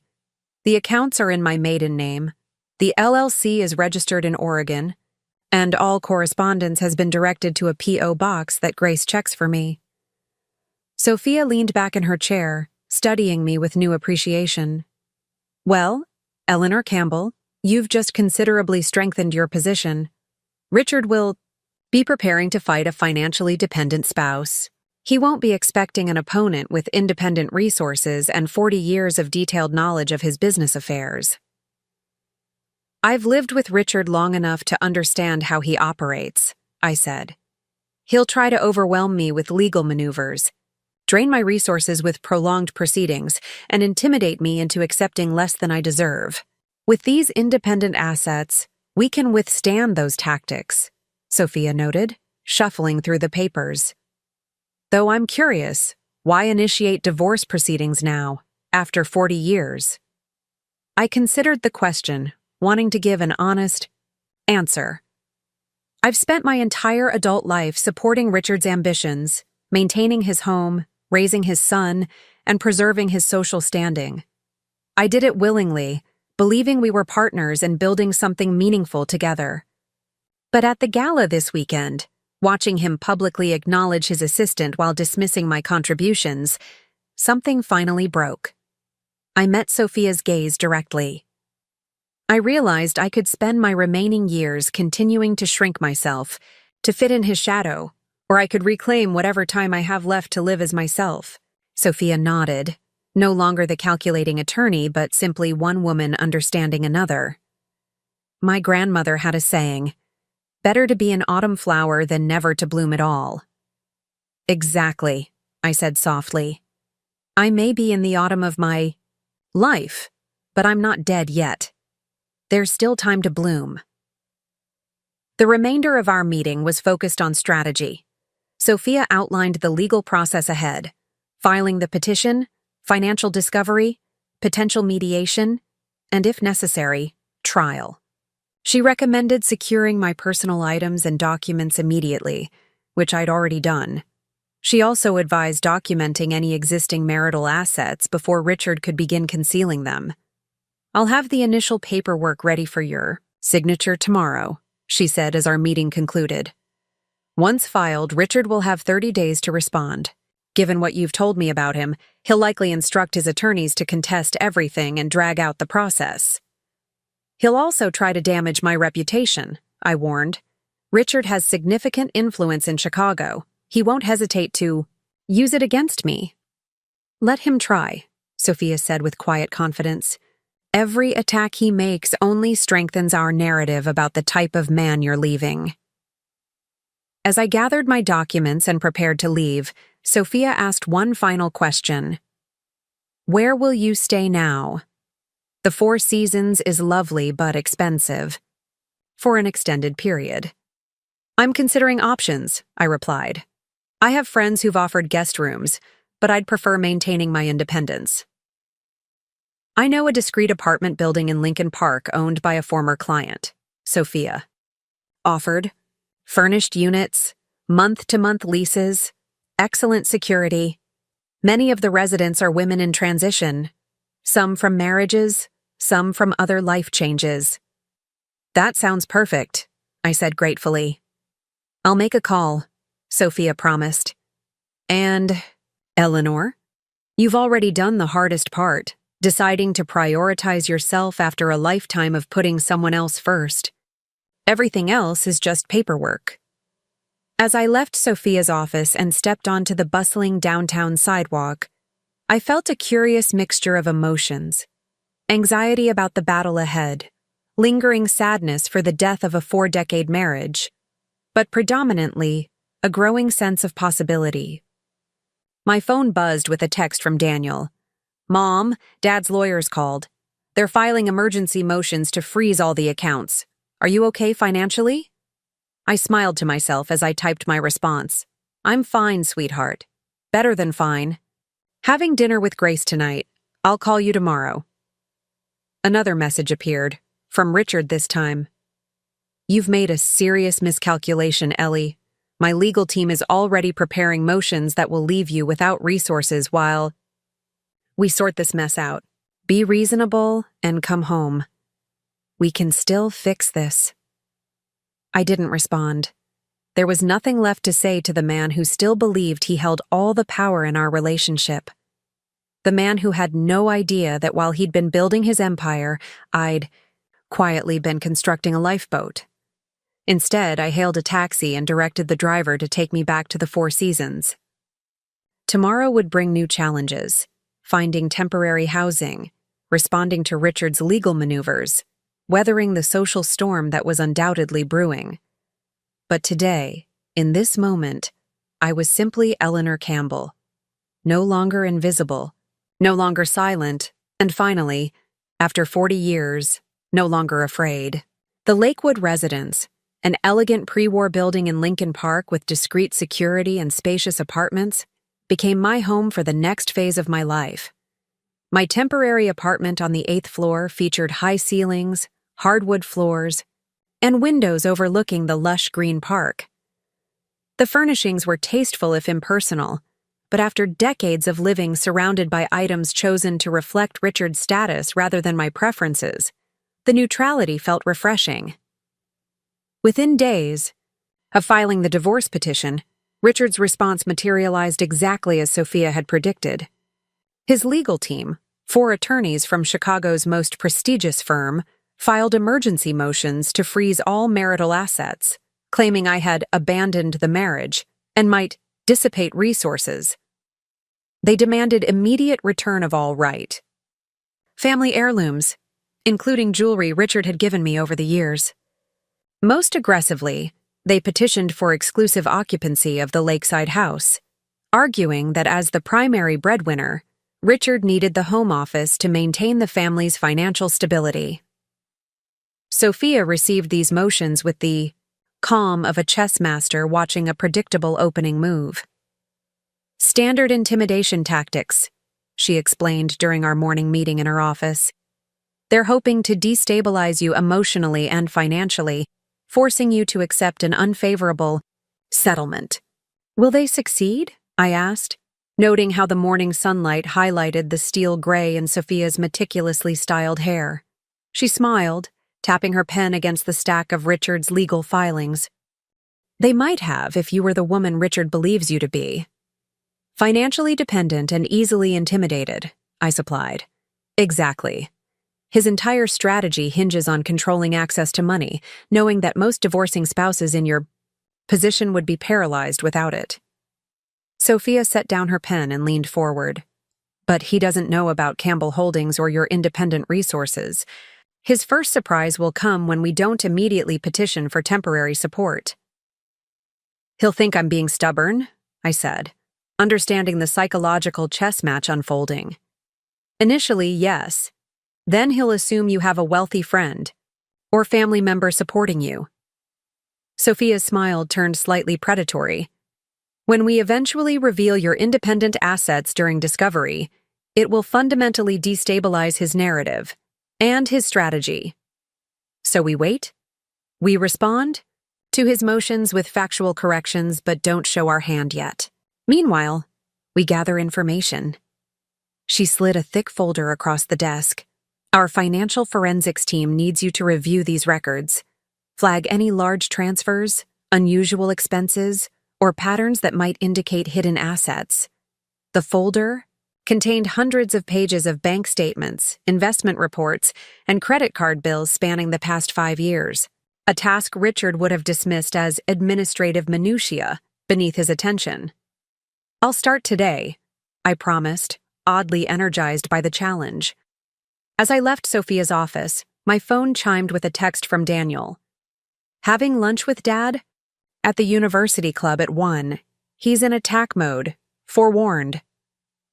I smiled at my son's loyalty, appreciating his discreet updates on Richard's movements and mindset. Daniel had been navigating the treacherous waters between us with remarkable grace, refusing to take sides publicly while privately ensuring I wasn't blindsided by his father's maneuvers. Back at the Lakewood, I settled at the small dining table, with Sophia's folder and my laptop. Hours passed as I methodically reviewed 5 years of our financial life, noting patterns invisible to anyone who hadn't managed the right household accounts for decades. Richard's spending had changed subtly about 3 years ago. Monthly charges at high-end hotels appeared, initially explainable as business expenses, but showing a pattern that aligned suspiciously with Vanessa's hiring. Jewelry purchases from Tiffany emerged around Valentine's Day and Christmas, items I'd never received. Most tellingly, a pattern of cash withdrawals appeared every Friday, $2,000 weekly from an account I rarely monitored. By evening, I had compiled a detailed spreadsheet documenting over $400,000 in questionable expenses that couldn't be attributed to household needs, business requirements, or gifts I'd received. When I emailed the analysis to Sophia, her response was immediate. "Outstanding work. This will be extremely useful. Can you come in tomorrow at 9? The next morning, Sophia greeted me with newfound respect. Your financial forensics are impressive, she said, gesturing to my spreadsheet displayed on her computer screen. You've identified patterns our team might have missed without intimate knowledge of your household expenses. Richard always said I had an eye for detail, I replied, though he meant it as criticism, not compliment. His underestimation of you continues to work in our favor, Sophia noted. Based on your analysis, we have grounds to argue that Richard has already dissipated marital assets for non-marital purposes. The affairs, I said, the truth still pinching despite my emotional distance. Precisely. In Illinois, financial misconduct during marriage can affect property division. Sophia opened a different file on her computer. Now, for our next challenge. Richard has scheduled a meeting with foundation donors tomorrow evening at the Chicago Club. His assistant, Vanessa, has sent invitations claiming the event will clarify leadership structure moving forward. My stomach tightened. The Wright Family Foundation had been my primary focus for decades. While Richard had provided the initial funding and served as the public face, I had selected the literacy programs we supported, cultivated relationships with community partners, and managed the volunteer network that implemented our initiatives. He's making his move to push me out, I realized aloud. Yes, but without proper board approval. The foundation bylaws, which I've reviewed, require a board vote to remove any founding director. Sophia handed me a printed document. You and Richard are both listed as founding directors with equal voting rights. I skimmed the bylaws, memories surfacing of the foundation's creation. Richard had wanted to name himself as sole director, but our attorney at the time, a woman nearing retirement who had nothing to lose by contradicting him, had insisted on equal status for both spouses. Richard had eventually conceded, assuming it was a meaningless formality since I would naturally follow his lead. So legally, he can't unilaterally remove me, I concluded. Correct. Moreover, since the foundation's focus on literacy was your initiative, and you've managed the programmatic side for 40 years, we can argue that your removal would materially harm the foundation's mission. What's our next step? Sophia's expression turned strategic. We attend the meeting. Richard. We'll be furious, I warned. Precisely the point. When he reacts inappropriately in front of donors, it strengthens our position. Sophia closed her laptop decisively. Wear something professional, but striking. Preferably not navy or black. Those are Richard's power colors. You want to appear distinct from him, not complimentary. That evening, as I was reviewing more financial documents, my phone rang with a number I didn't recognize. Cautiously, I answered. Eleanor Campbell? A woman's voice inquired. Yes, speaking. This is Margaret Winters, from the Lakeside Literary Guild. The name was familiar. She chaired the community organization that partnered with our foundation to implement adult literacy programs in underserved neighborhoods. I hope I'm not overstepping, but I wanted to reach out personally about tomorrow's foundation meeting. You're not overstepping at all, Margaret, I assured her. What can I help with? Well, the invitation we received was unusual. It mentioned clarifying leadership structure and was signed by Richard's assistant, not you. Several board members found it concerning, especially given the rumors circulating about your personal situation. So the divorce gossip had reached the literacy community. I chose my words carefully, aware that Margaret could be either ally or unwitting spy for Richard. The foundation is undergoing some transitions, I acknowledged, but our commitment to literacy programs remains unchanged. That's precisely what worries us, Margaret continued. You've been our primary contact and champion for years. Richard has always been, let's say, more interested in the financial aspects than the programmatic ones. If you're being sidelined, we're concerned about the foundation's future direction. Her candor surprised me. I appreciate your directness, Margaret. I'll be attending tomorrow's meeting. Perhaps we could speak privately afterward.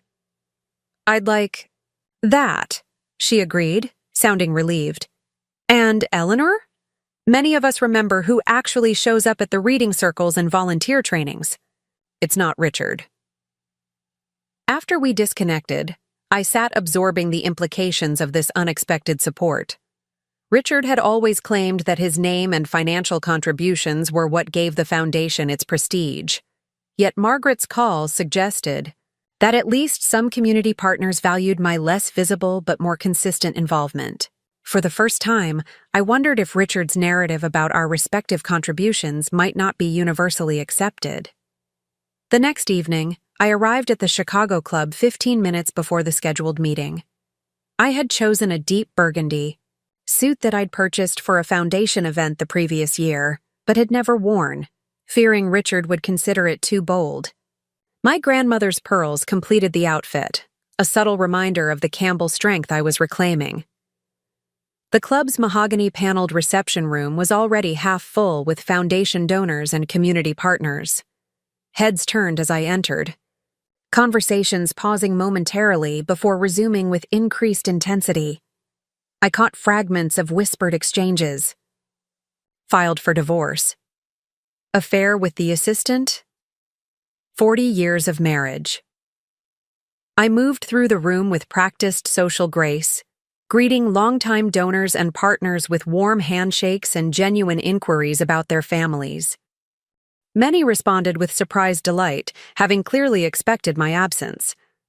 Margaret Winters approached immediately, clasping my hand in both of hers. "Eleanor, I'm so glad you're here," she said, loud enough for nearby guests to hear. "We were just discussing the success of the Reading Mentor program you initiated last year. The outcome data is remarkable." I recognized her strategic support and squeezed her hand gratefully. The mentors deserve all the credit. I merely connected the right people. "Don't undervalue your contribution," Margaret insisted. "Your ability to build those connections is what makes the program work." Other literacy partners joined our circle, each emphasizing projects I'd spearheaded or relationships I'd cultivated. Their support was pointed, but not overt. Professional appreciation rather than personal allegiance in the divorce drama. I was deep in conversation about expanding the mentor program when Richard arrived, Vanessa trailing discreetly behind him. He faltered momentarily upon seeing me surrounded by key foundation partners, his confident stride hitching before resuming with forced assurance. "Eleanor," he greeted me with manufactured pleasantness. "I wasn't expecting you this evening.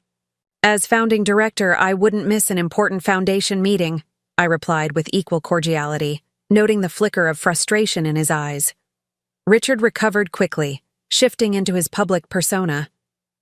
"Ladies and gentlemen, thank you for coming on such short notice. Shall we move to the conference room?" The assembled guests followed Richard through the club's ornate corridors to a wood-paneled meeting room dominated by a massive table. Vanessa stationed herself near the head of the table, distributing folders with the Right Foundation logo. I noted with interest that my name had been removed from the materials. As guests took their seats, Richard naturally assumed the head position.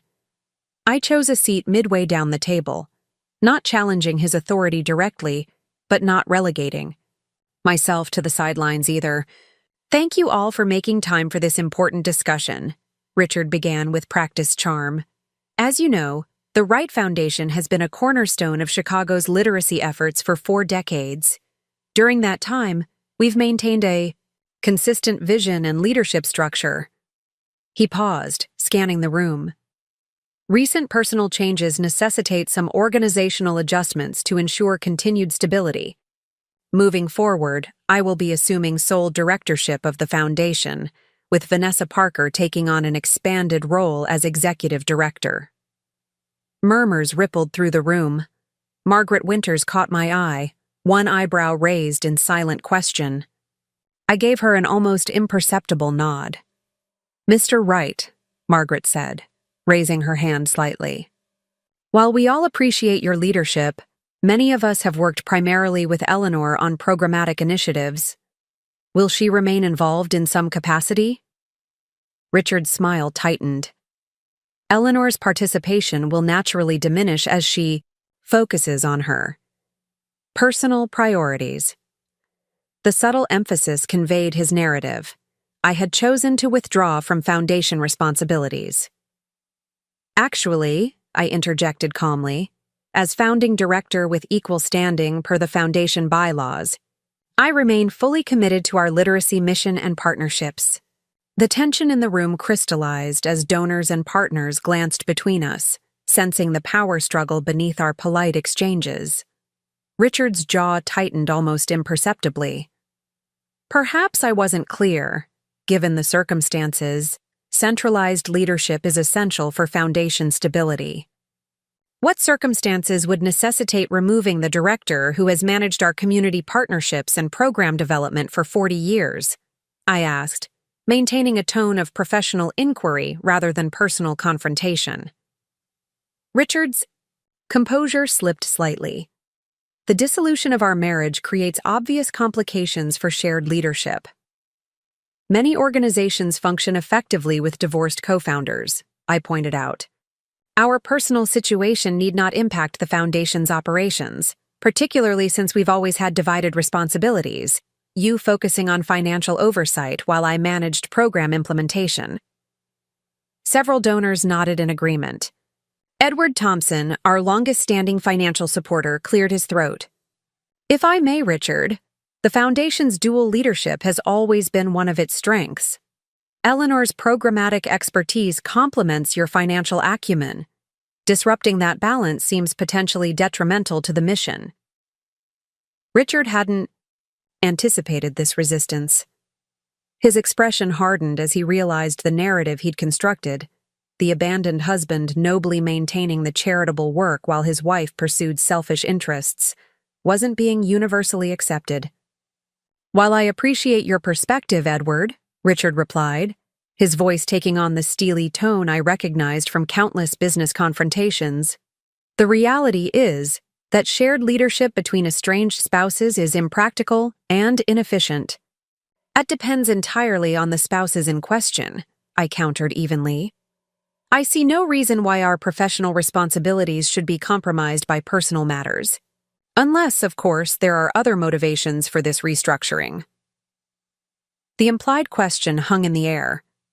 Was Richard's attempt to remove me from the foundation genuinely about organizational efficiency, or was it punitive, another attempt to diminish my identity and contribution?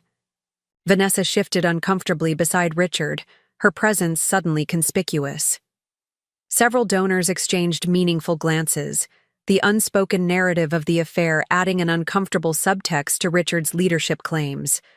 Richard recognized his tactical error too late. By bringing foundation partners into what should have been a private reorganization, he'd created witnesses to our power struggle and given me a platform to demonstrate my continued commitment to the mission. Perhaps we're getting ahead of ourselves, Richard conceded, attempting to regain control of the meeting.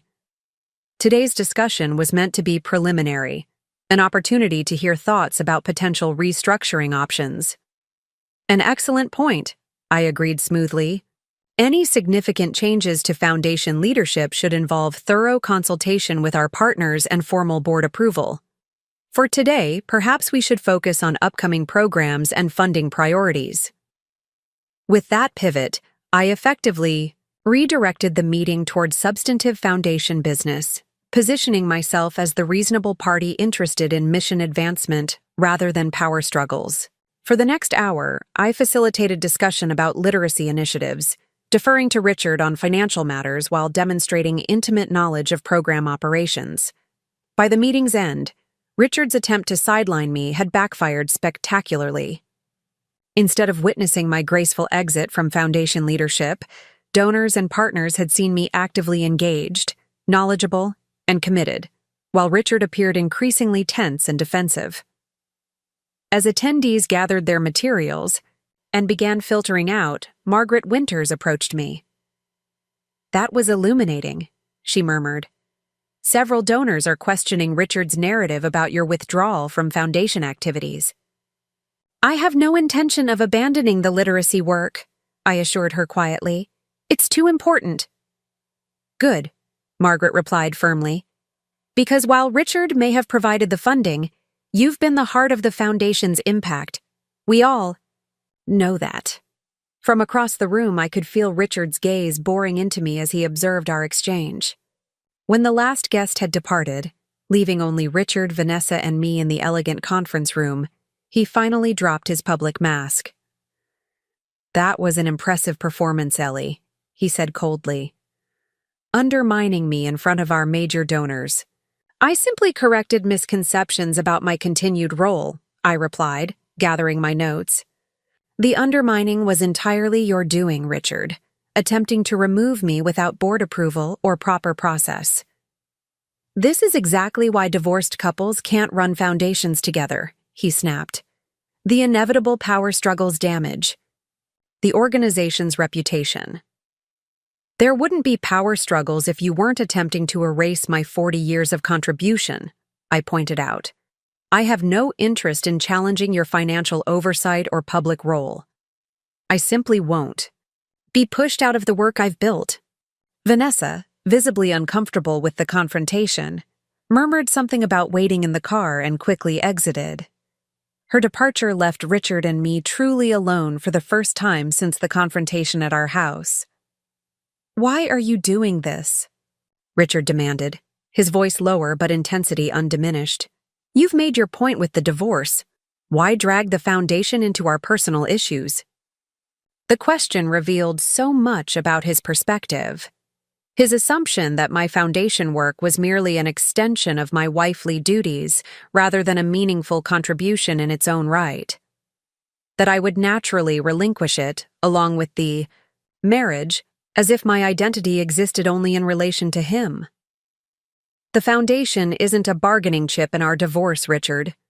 It's 40 years of my professional life, my relationships with community partners, my programmatic vision. I won't surrender that identity simply because our marriage has ended.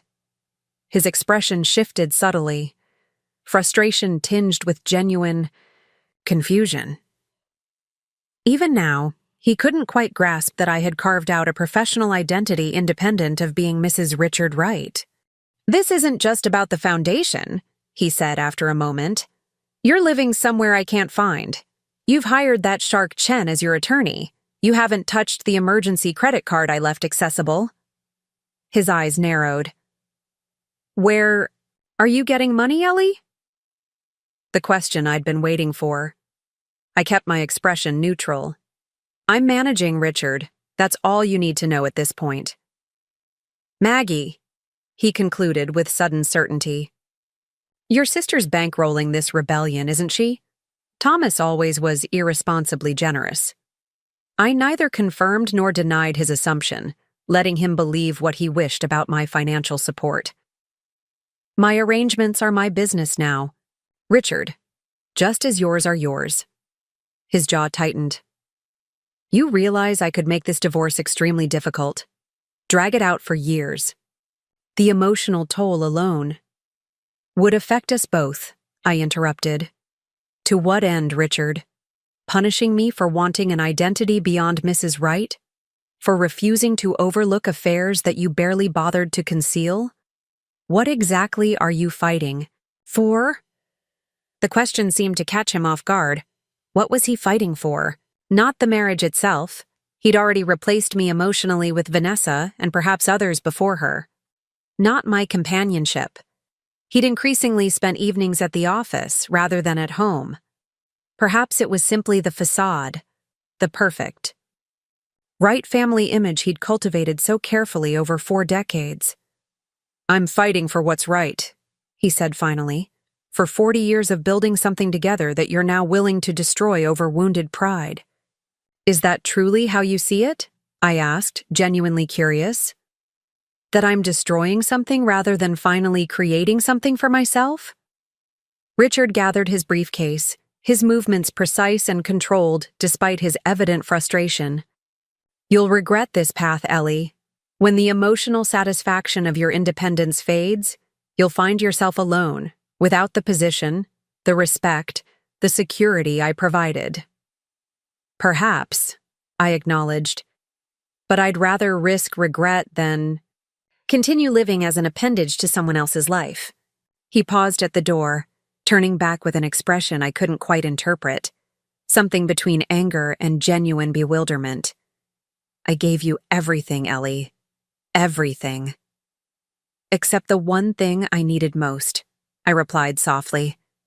Recognition, as a full partner in our life, not just the support staff. After he left, I remained seated in the empty conference room, processing the encounter. Richard's confusion about my financial independence was telling. He genuinely couldn't imagine me functioning without his resources. His assumption that Maggie must be supporting me revealed the limits of his perception. In 40 years of marriage, he had never truly seen me as capable of independent action or strategic thinking. That blind spot would be his undoing in the divorce proceedings. The following morning, I met with Sophia to review the foundation confrontation. She listened intently to my account, occasionally making notes. He played directly into our hands, she observed when I'd finished. By attempting to remove you publicly, he created witnesses to his retaliatory intent. Several of those donors may prove valuable witnesses if we need to demonstrate his pattern of diminishing your contributions. Margaret Winters has already offered her support, I confirmed.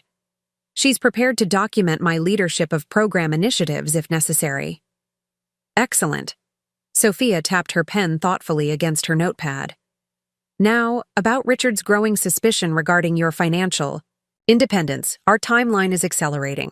His legal team filed a discovery motion yesterday demanding complete financial disclosure. So they'll learn about Campbell Holdings? Yes, but on our terms. Sophia's smile held satisfaction. I've prepared our response, strategically revealing your independent assets while simultaneously filing our counter motion regarding Richard's dissipation of marital assets. She handed me a thick document with yellow signature tabs. This details the $400,000 in questionable expenses you identified, characterizing them as marital assets spent on extramarital affairs, a form of financial misconduct under Illinois law.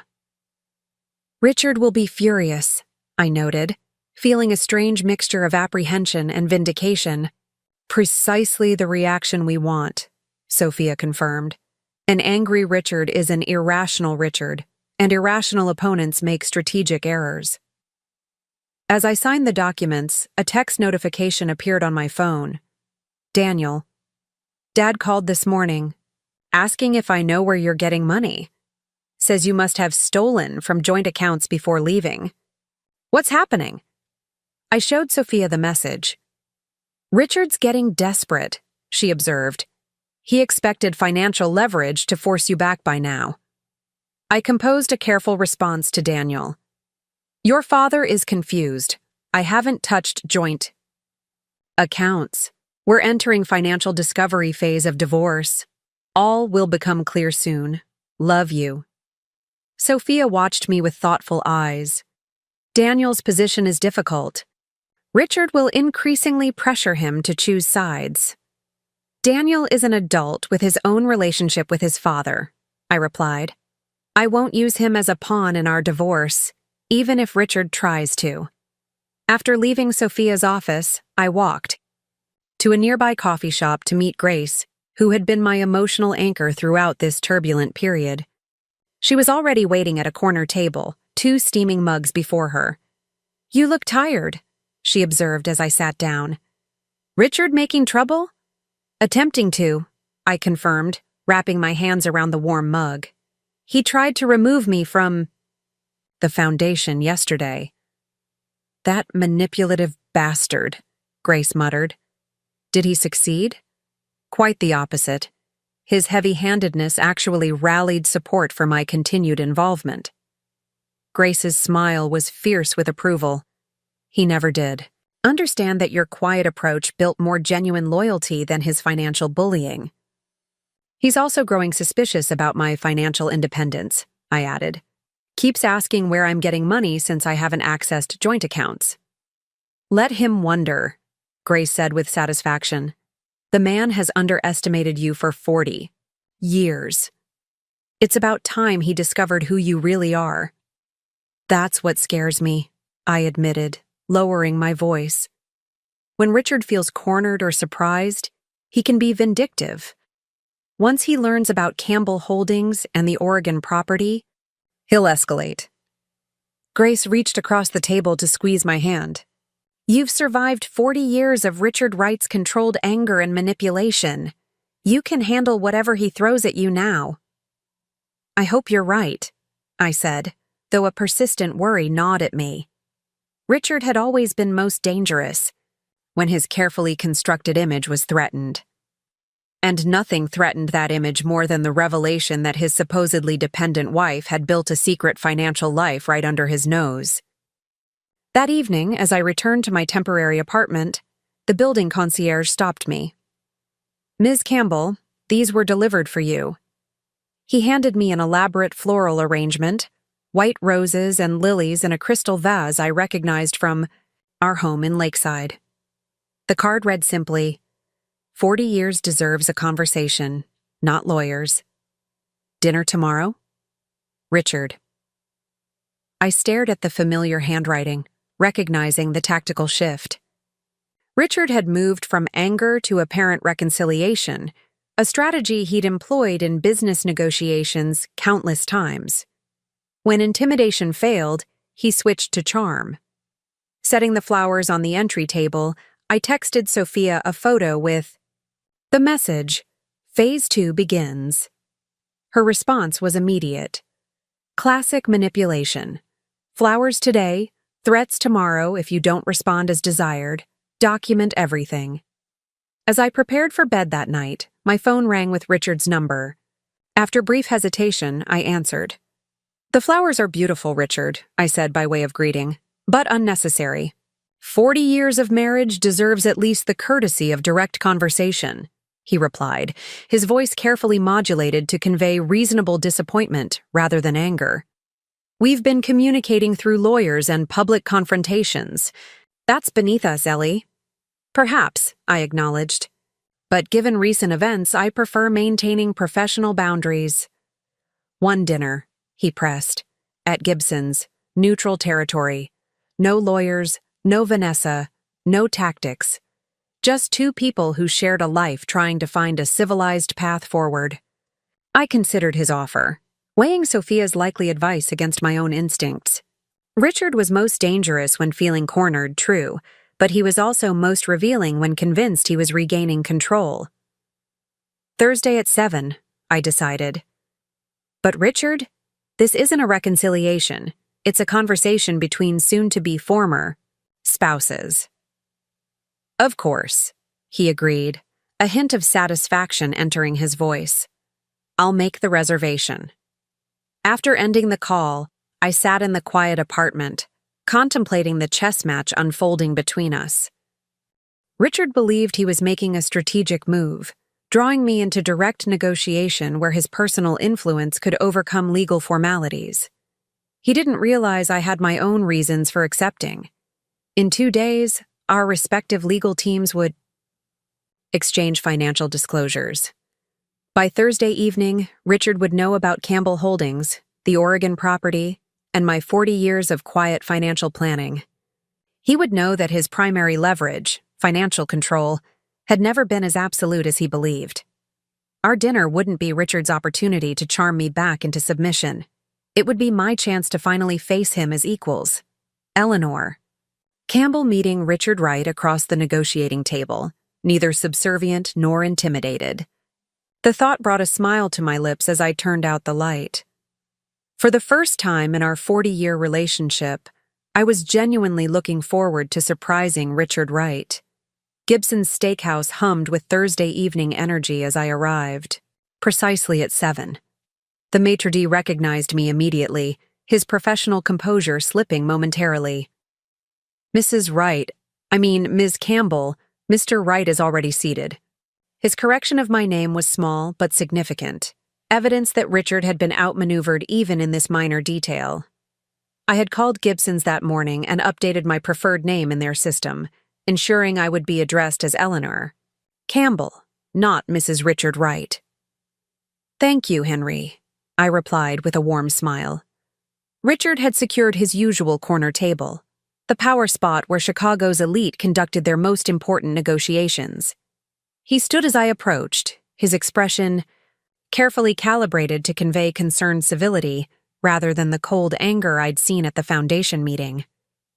Eleanor, he greeted me, using my full name rather than the diminutive Ellie he'd employed for 40 years. Another small signal that the relationship had fundamentally shifted. Richard, I responded, allowing the server to pull out my chair. You're looking well. He was, in fact, looking strained. The impeccable navy suit couldn't disguise the tension in his shoulders or the new lines around his eyes. The past 3 weeks had taken their toll on his carefully maintained appearance of control. I took the liberty of ordering a bottle of the Camus, Richard said as the sommelier approached with an open bottle of his preferred Cabernet. I remember it's your favorite. It wasn't, actually. I'd always preferred lighter Pinot Noirs to the bold Cabernets Richard favored, but I'd deferred to his palate for so long that he genuinely believed we shared the same preference. Thank you, I said simply, allowing the sommelier to pour a taste. The rich red wine coated my tongue with familiar notes of blackberry and cedar. Richard watched expectantly as I nodded approval. I appreciate you agreeing to meet, he began once the sommelier had departed. These past weeks have been unnecessary. Necessary for whom? I asked mildly, setting down my glass. Richard's expression tightened almost imperceptibly. For either of us. This escalating legal battle, the foundation confrontation, the social spectacle, none of it serves our mutual interests. And what are our mutual interests, Richard? Dignity? Privacy? Financial security? He leaned forward slightly. Despite what you may believe, I don't want to see 40 years end in acrimony and public litigation. I studied him across the pristine white tablecloth, recognizing the negotiation strategy he'd employed countless times in business. Start with apparent reasonableness. Appeal to shared concerns. Position yourself as the practical voice seeking resolution rather than conflict. Your legal team's tactics suggest otherwise, I observed. Emergency motions to freeze assets, attempts to lock me out of the foundation, demands for the return of even personal gifts. Richard waved a dismissive hand. Initial positioning, standard procedure. I've instructed them to adopt a more collaborative approach moving forward. I wondered if this conciliatory shift had occurred before or after he'd received Sophia's financial disclosures that afternoon. The documents revealing Campbell Holdings, the Oregon property, and my decades of independent financial planning. Richard's carefully neutral expression revealed nothing. I'm glad to hear it, I replied, matching his reasonable tone. Protracted litigation benefits no one except the attorneys. Relief flickered across his features. He believed I was receptive to settlement discussions, perhaps even reconciliation. Richard had always been skilled at reading business opponents, but surprisingly blind to the emotional nuances of personal relationships. Exactly, he agreed, warming to his theme. We could resolve this privately, reasonably. Two adults who've shared a lifetime finding an equitable path forward. The server appeared to take our orders. Without asking, Richard ordered for both of us. His usual ribeye for himself and the salmon for me. Though I'd secretly always preferred the filet. Actually, I interjected, I'll have the filet, medium rare, and a side of the mushrooms, not the asparagus. Both Richard and the server looked momentarily startled. For 40 years, I had deferred to Richard's selections, accepting the meals he chose as if they were my preference. This small assertion of independent taste seemed to unsettle him more than our legal maneuvers had. After the server departed, Richard took a measured sip of wine before continuing. I've been thinking about practical arrangements. The house in Lakeside is larger than either of us needs individually. I could purchase a condominium for you, something manageable but elegant.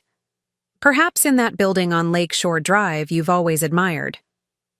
And there it was, the first real indication that he hadn't yet reviewed Sophia's financial disclosures. He still believed I needed his financial support, his provision of housing, his continued management of my life. "That's very thoughtful," I replied carefully, "but I've already made arrangements for my future residence." Richard's eyebrows rose slightly. "Oh? Something temporary, I assume." "Actually, no. I have a lovely property on the Oregon coast. It's where I plan to relocate once our affairs are settled in Chicago."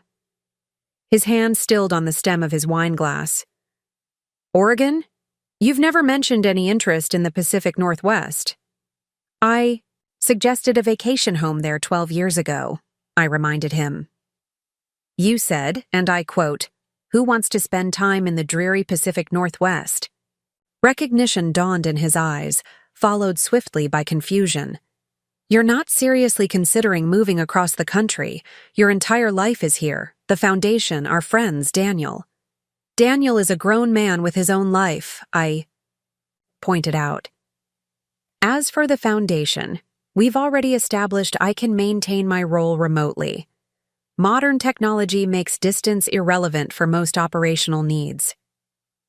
Richard studied me with growing wariness. "And how exactly do you plan to maintain yourself in this Oregon fantasy? The divorce settlement hasn't even been negotiated yet." The moment had arrived. I took a deliberate sip of water, watching him over the rim of the glass. "Financial arrangements won't be an issue, Richard. I own the Oregon property outright." His expression shifted from confusion to disbelief. "That's not possible. All our properties are jointly held." "The Oregon cottage isn't a joint asset," I explained calmly. "I purchased it 12 years ago through Campbell Holdings LLC, a company you're not affiliated with." Richard set down his glass with precise control, though I could see the tension in his fingers. "Campbell Holdings?" "Yes. Established with the inheritance my grandmother left me 35 years ago, the money you wanted me to add to our joint accounts, but I chose to invest independently." Understanding was dawning across his features, along with something I rarely saw in Richard Wright, genuine shock. "You're telling me you've maintained separate finances for decades without my knowledge?" "Not all my finances," I clarified.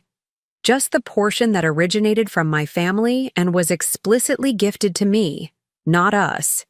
The portion that has now grown to provide me with financial independence." Richard's jaw tightened. "So this entire divorce drama, your apparent confidence, your refusal to seek temporary support, it's all been based on some secret account you've been hiding." "Not hiding, Richard. Managing privately. There's a distinction." I met his gaze directly. "You've maintained your separate professional identity throughout our marriage. I simply created mine more discreetly." He leaned back, reassessing me as if seeing a stranger across the table. In many ways, he was.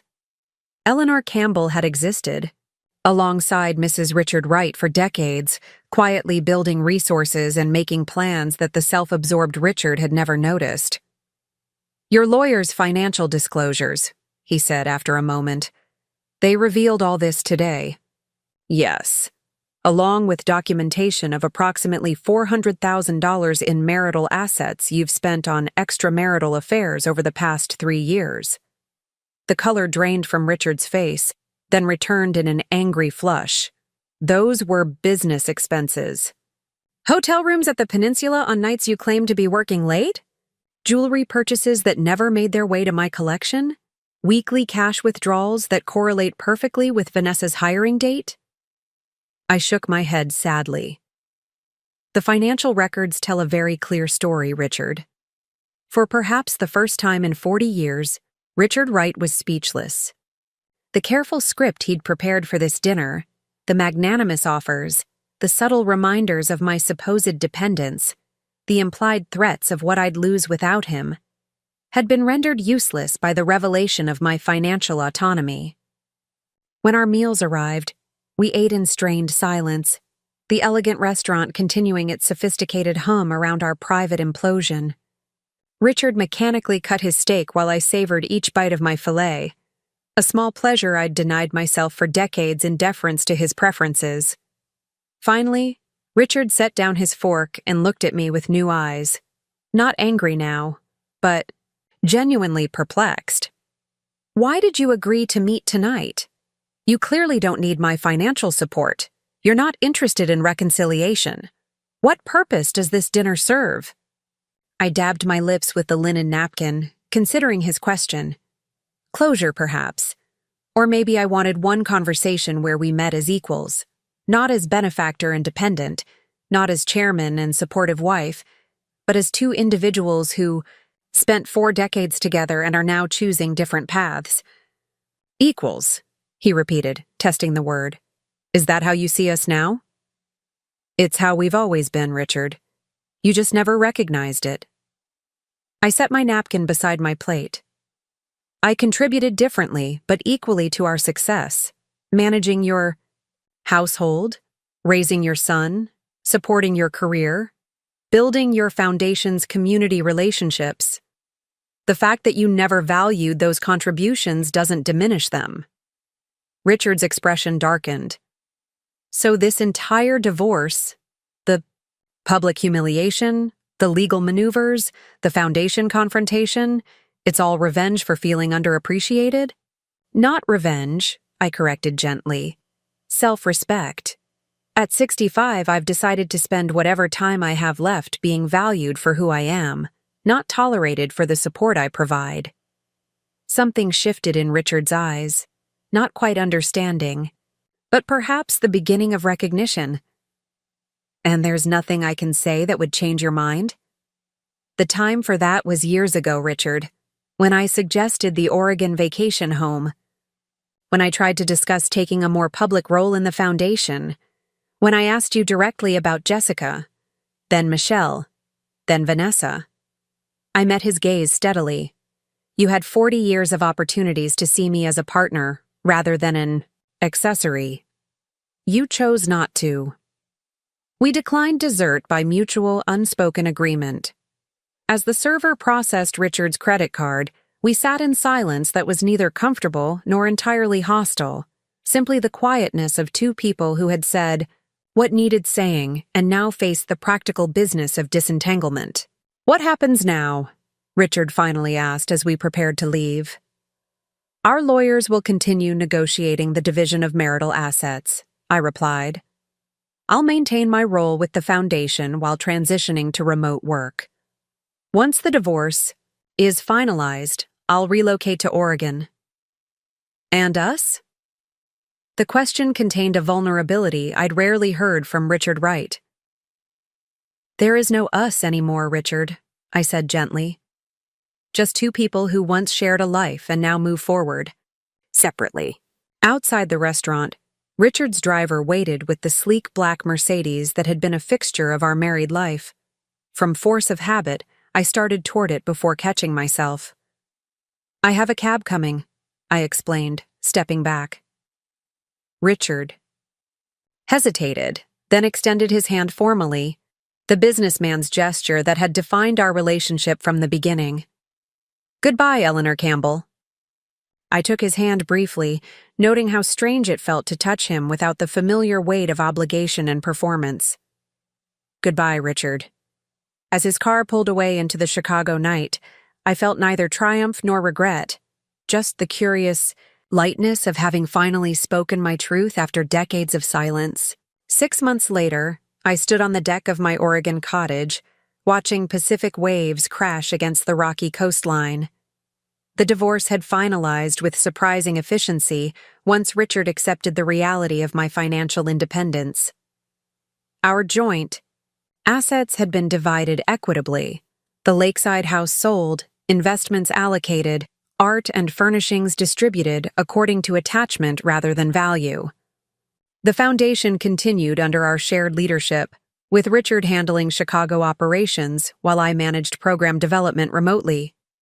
Twice-monthly video conferences maintained our professional connection while allowing personal distance. To everyone's surprise, including perhaps his own, Richard had ended his relationship with Vanessa shortly after our Gibson's dinner. Whether from genuine self-reflection or image management, I couldn't say. Daniel had visited the Oregon cottage twice, bringing Olivia on the second trip.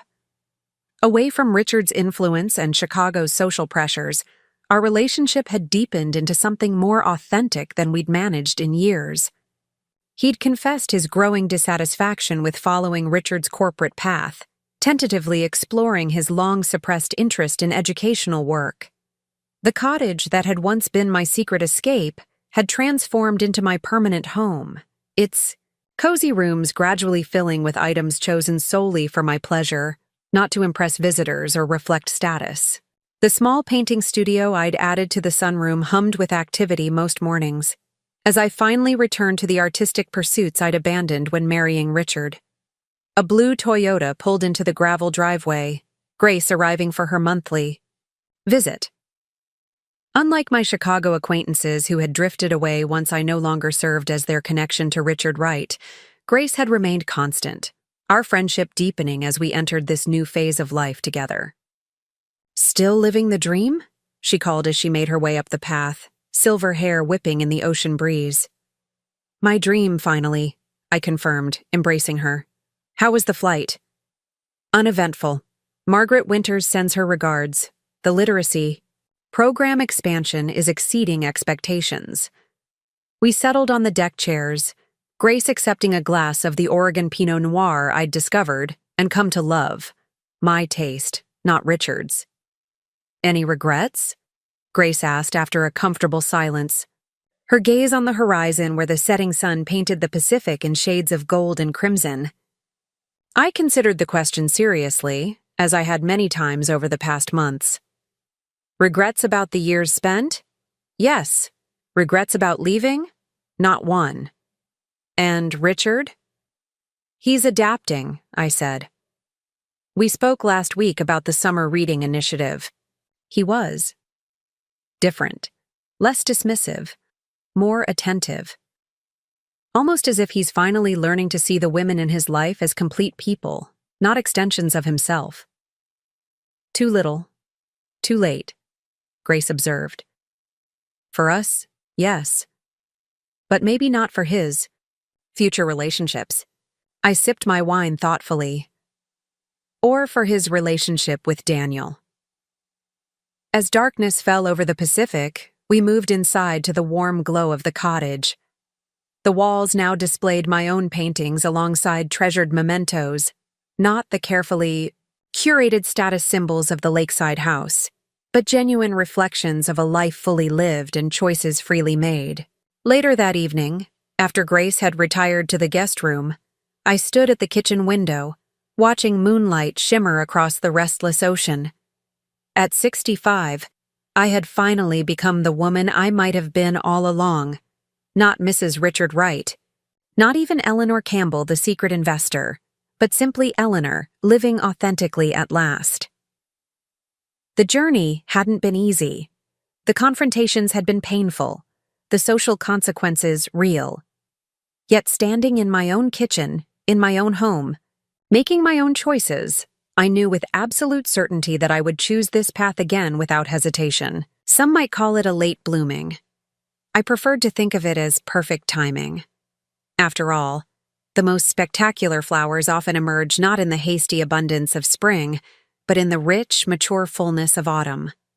Up next, you've got two more standout stories right on your screen. If this one hit the mark, you won't want to pass these up. Just click and check them out.